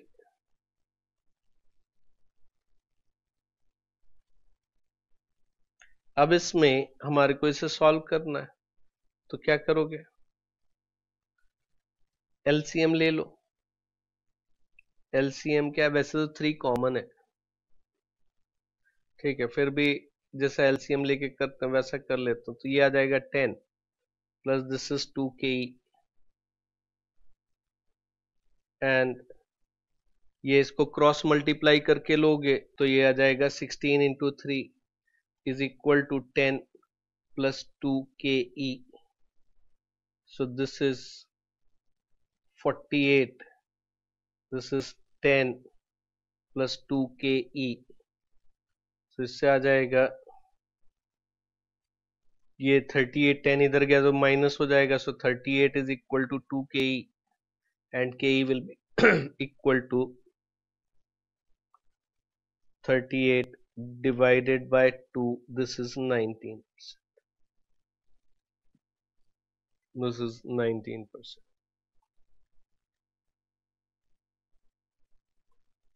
कोई डाउट या क्वेश्चन? ठीक है. लोग अब इस तरीके के कितने वैरायटी के क्वेश्चन बनाए जा सकते हैं, कुछ भी बनाए जा सकते हैं. तो इंस्टीट्यूट मेहनत करता नहीं है बहुत. सो इंस्टीट्यूट अगर चाहे तो ट्रिकी पेपर्स बना सकता है, सब कुछ सेम रखते हुए सब चीजें. बट वो क्या होता है, 60% पेपर रिपीट होता है. ठीक, जैसे जो होमवर्क के लिए प्रॉब्लम दिया था, प्रॉब्लम नंबर 5 और 29 सेम थे. अब नाम बदल देता है इंस्टीट्यूट. अब मेरे से भी वो गड़बड़ हो गई, मैंने भी ध्यान नहीं दिया, तो वो दोनों क्वेश्चंस सेम आ गए. तो इस तरीके का ही करता, नाम बदल देता है, जीरो घटा देता है, बढ़ा देता है, यही कर देता है, डबल कर दिया, हाफ कर दी वैल्यूज और नया क्वेश्चन बन गया. वो बेचारा एग्जामिनर भी क्या करे, 5,000 रुपए देता है इंस्टीट्यूट. पहले तो 5,000 देता, अब शायद हो सकता थोड़ा बढ़ा दे, पेपर सेट करने के 5,000 रुपए मिलते हैं. अब 5,000 रुपए दोगे तो आदमी जैसा पैसा मिलेगा वैसे ही काम करेगा ना. ठीक. तो यहाँ पे क्या है, इंस्टीट्यूट को ना ये थोड़ा सा एक कंजूसी ना बंद कर देनी चाहिए. एंड वो कम कर देंगे ना, पेपर चेक करने के लिए भी पैसे ज्यादा दें, पेपर बनाने के लिए भी पैसे ज्यादा दें, क्वालिटी इंप्रूव होगी. ठीक है. अल्टीमेटली इंस्टीट्यूट को क्या लगता है, मतलब सिंपल सी चीज है, जितने अच्छे स्टूडेंट्स क्वालिफाई करेंगे इंस्टीट्यूट की रेपुटेशन अल्टीमेटली उतनी ही बढ़ेगी. And you can see recent time अभी जो क्वालिटी है थोड़ा सा डिटोरेट करी है. जो पास हो रहे हैं बच्चे, मतलब इवन जो सिंपल ड्राफ्टिंग और बेसिक चीजों में फंडामेंटल्स की दिक्कत है. एंड इंटर पास हो जाते हैं, बट फिर आके फाइनल पे अटक जाते हैं. और फाइनल पे जो अटकते हैं ना, तो ये बता नहीं सकते कि कितने टाइम के लिए अटक गए. और उसमें जो फाइनल क्लियर नहीं होने की जो एक बहुत बड़ा रीजन होता है ना, बेस वीक होता है, फंडामेंटल्स नहीं होता है. तो क्या होता है, यही सब्जेक्ट फाइनल पे पहुंचते हैं, अकाउंट्स फाइनल पे पहुंचेगा. अभी कॉस्टिंग तो उन्होंने नए सिलेबस में हटा दिया है फाइनल से. कॉस्टिंग फाइनल पे पहुंचता था, टैक्सेशन फाइनल पे पहुंचता, डायरेक्ट इनडायरेक्ट. तो सब इंटर में जो बेस बना हुआ है ना, वही फाइनल पे आके लेवल बढ़ता है. और इंटर क्या है, याद करके मगअप करके हो जाता है. एंड टीचर्स को भी पता है कि ये हो जाता है. अब जो भी क्लास चला रहा है, मैं क्या कर रहा हूं, मैं तो बिजनेस कर रहा हूं ना. ठीक. मेजॉरिटी स्टूडेंट को क्या चाहिए कि कोई ना पास करा दे कम से कम मेहनत में. तो ये ना बोले कि तुम पढ़ो, होमवर्क करो. ठीक. एंड अगर मैं अपने नोट्स पे लिख के दे दूं, you don't have to study at home, बस खुश बच्चे कि घर में पढ़ना नहीं पड़ेगा. And it will work out. But the fact is, knowledge के लिए खुद ही मेहनत करनी पड़ती. And Aristotle told 2000 years back, key to success is knowing what others are not knowing. जब तुम सीए बनोगे तो तुम्हारा कंपटीशन नॉन सीएस के साथ में नहीं होगा. कंपटीशन किसके साथ होगा? जो दूसरे सीएज है उन्हीं के साथ होगा ना। सो सक्सेसफुल की डेफिनेशन क्या है? जब तक तुम सीए बने नहीं, सक्सेसफुल की डेफिनेशन क्या है? सीए पास होना। जिस दिन सीए बन गए, सक्सेसफुल की डेफिनेशन तो वो तो खत्म हो गई, वो तो बन गए ना। मैनेजमेंट में मैस्लोज थ्योरी है, a satisfied desire is no longer a motivator. जो चीज, जो इच्छा पूरी हो गई ना, वो खत्म, वो हो गया। अब आगे, अब तुम्हारा फ्रेंड है, उसने मर्सिडीज खरीद ली, तुम अभी मारुति की गाड़ी चला रहे हो, तो डिससेटिस्फाइड हो। तुम भी सीए, वो भी सीए,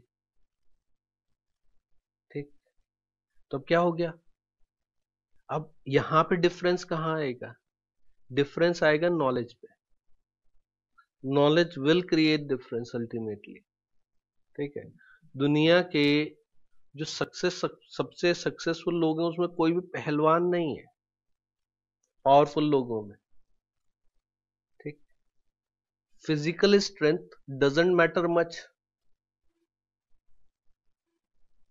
हिटलर छोटा सा था, इटली का मुसोलिनी उससे भी छोटा था,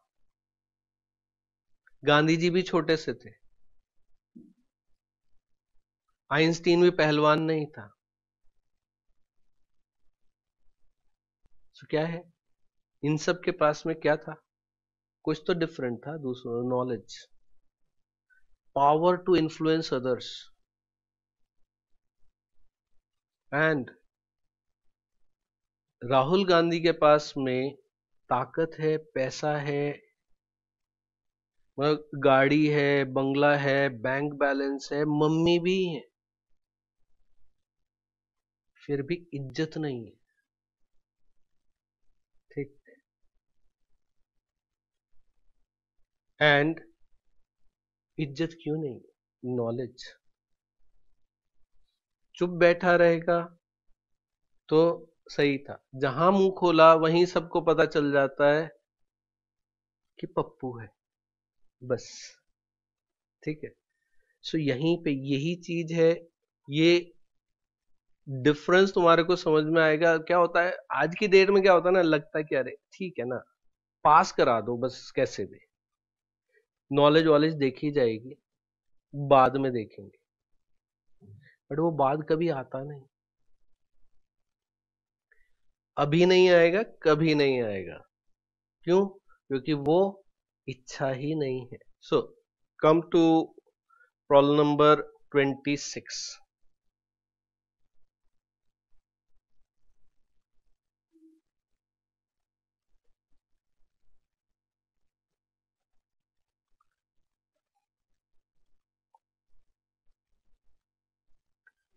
प्रॉब्लम नंबर 26, यहाँ पे हमारे को जो कंप्यूट करना है वो है P ratio, price. P ratio stands for the price earning ratio. P ratio का फॉर्मूला होता है market price divided by EPS. क्योंकि अब आगे के प्रॉब्लम्स में हमारे को इस रेशियो की जरूरत पड़ेगी, या तो वो देंगे या कंप्यूट करने के लिए बोलेंगे। तो हम एक प्रॉब्लम सॉल्व कर लेते हैं जहां पे पी रेशियो निकालना है हमारे को। इक्विटी शेयर कैपिटल रुपीज 2850 का दिया है, सो कितने नंबर ऑफ शेयर्स हो गए? 2,50,000 शेयर्स हो गए। Reserves and surplus, secured loan at 15%, unsecured loan 12.5%, fixed assets, investment, operating profit means EBIT. Then income tax rate is 35%, market price per share is rupees 50. So we have to compute the P ratio. So how we are going to compute the P ratio? Market price दिया हुआ है, EPS अगर हमारे को पता चल जाए तो हम P ratio compute कर सकते हैं। So right, एक्चुअल में इस प्रॉब्लम का इस चैप्टर से डायरेक्टली कोई लिंक नहीं है, बट पी रेशो हमारे को आगे यूज करना है, इसलिए बस पी रेशो कंप्यूट करते हैं कि वो कंप्यूट करना आ जाए, बस उतना, ठीक है। So write statement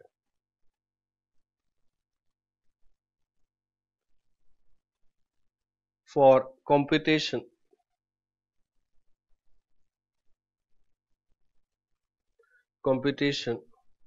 of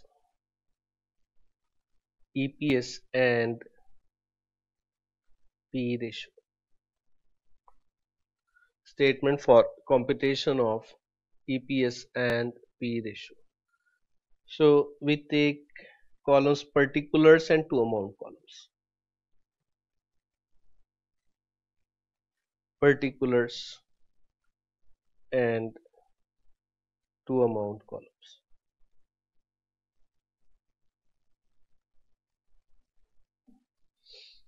Now, write operating profit,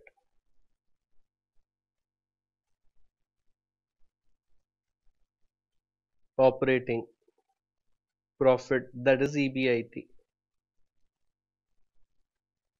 It is rupees 25 lakhs. इसमें से लेस करेंगे इंटरेस्ट,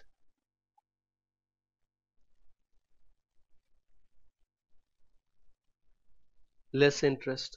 अब यहाँ जो हमारी बोरोइंग्स जो दी हुई है, सिक्योर्ड लोन्स दिए हुए हैं और अनसिक्योर्ड लोन्स दिए हुए हैं, ठीक है। सो दोनों का इंटरेस्ट जाएगा।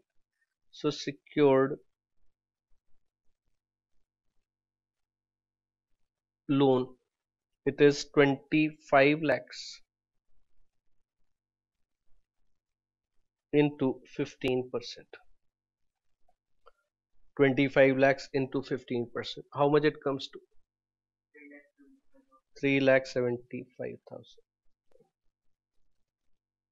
Then unsecured loan.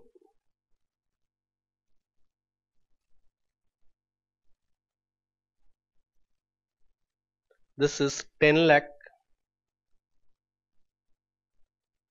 into 12.5%. This will be 1,25,000. दोनों का टोटल लिया, so this will be coming 5 lakhs. And from this we will be getting earnings before tax. So write therefore earnings before tax.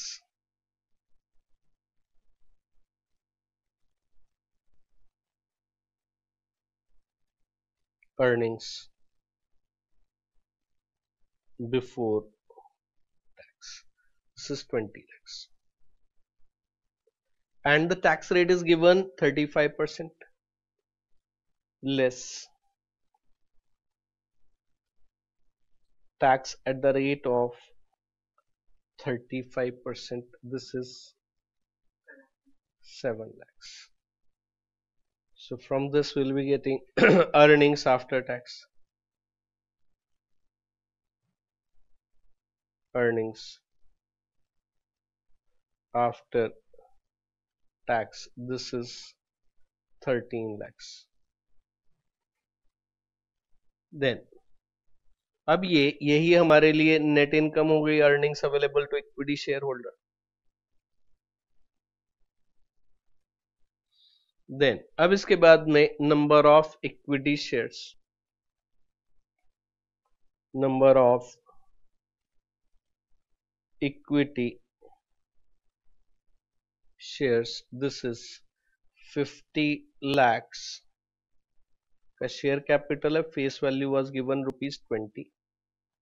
सो ये आ गए 2,50,000 shares, 2,50,000 shares. Then from this we can compute the earnings per share. So write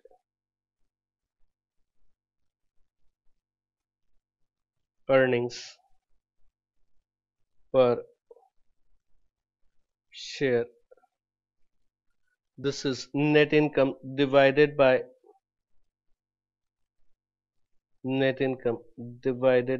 number of shares.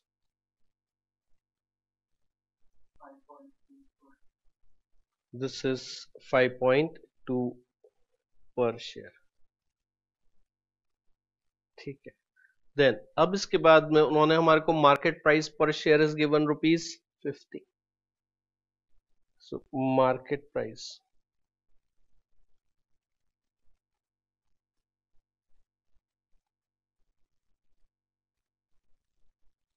पर share, this is given ₹50। तो इससे हम निकालेंगे क्या, P ratio, PE ratio. It is market price market price divided by EPS. Market price divided by EPS. This is 50 divided by 5.20.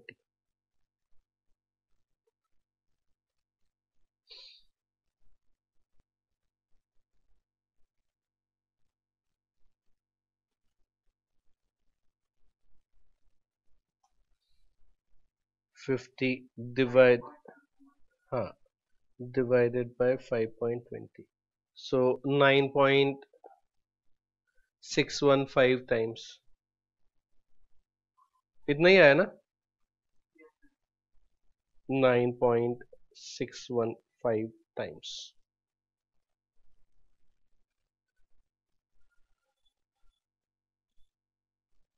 Hope it's clear. Got this? ठीक है, आज के लिए इतना ही रखते हैं. होमवर्क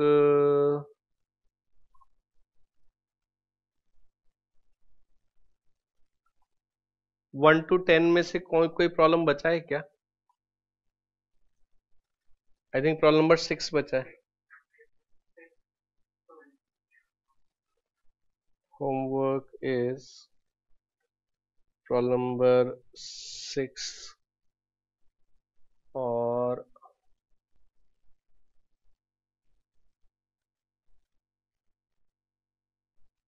नहीं 12 का भी नहीं सिखाया है उसमें.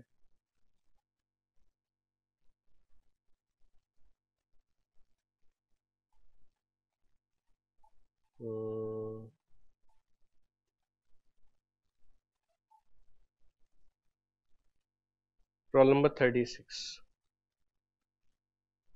एक मिनट. नहीं 36 भी नहीं. इसमें टैक्स रेट है.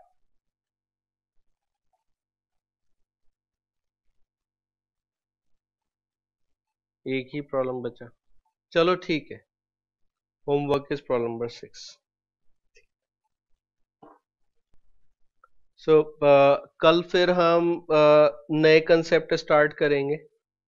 एंड मॉडिग्लियानी मिलर अभी बचा हुआ है. इसमें मॉडिग्लियानी मिलर विद टैक्सेशन, ये चीज बची हुई है, उसको हम वापस से करेंगे ताकि एक बार मॉडिग्लियानी मिलर बीच में गैप होके वापस से रिवाइज हो जाएगा तो दिमाग में वो पक्का हो जाता है.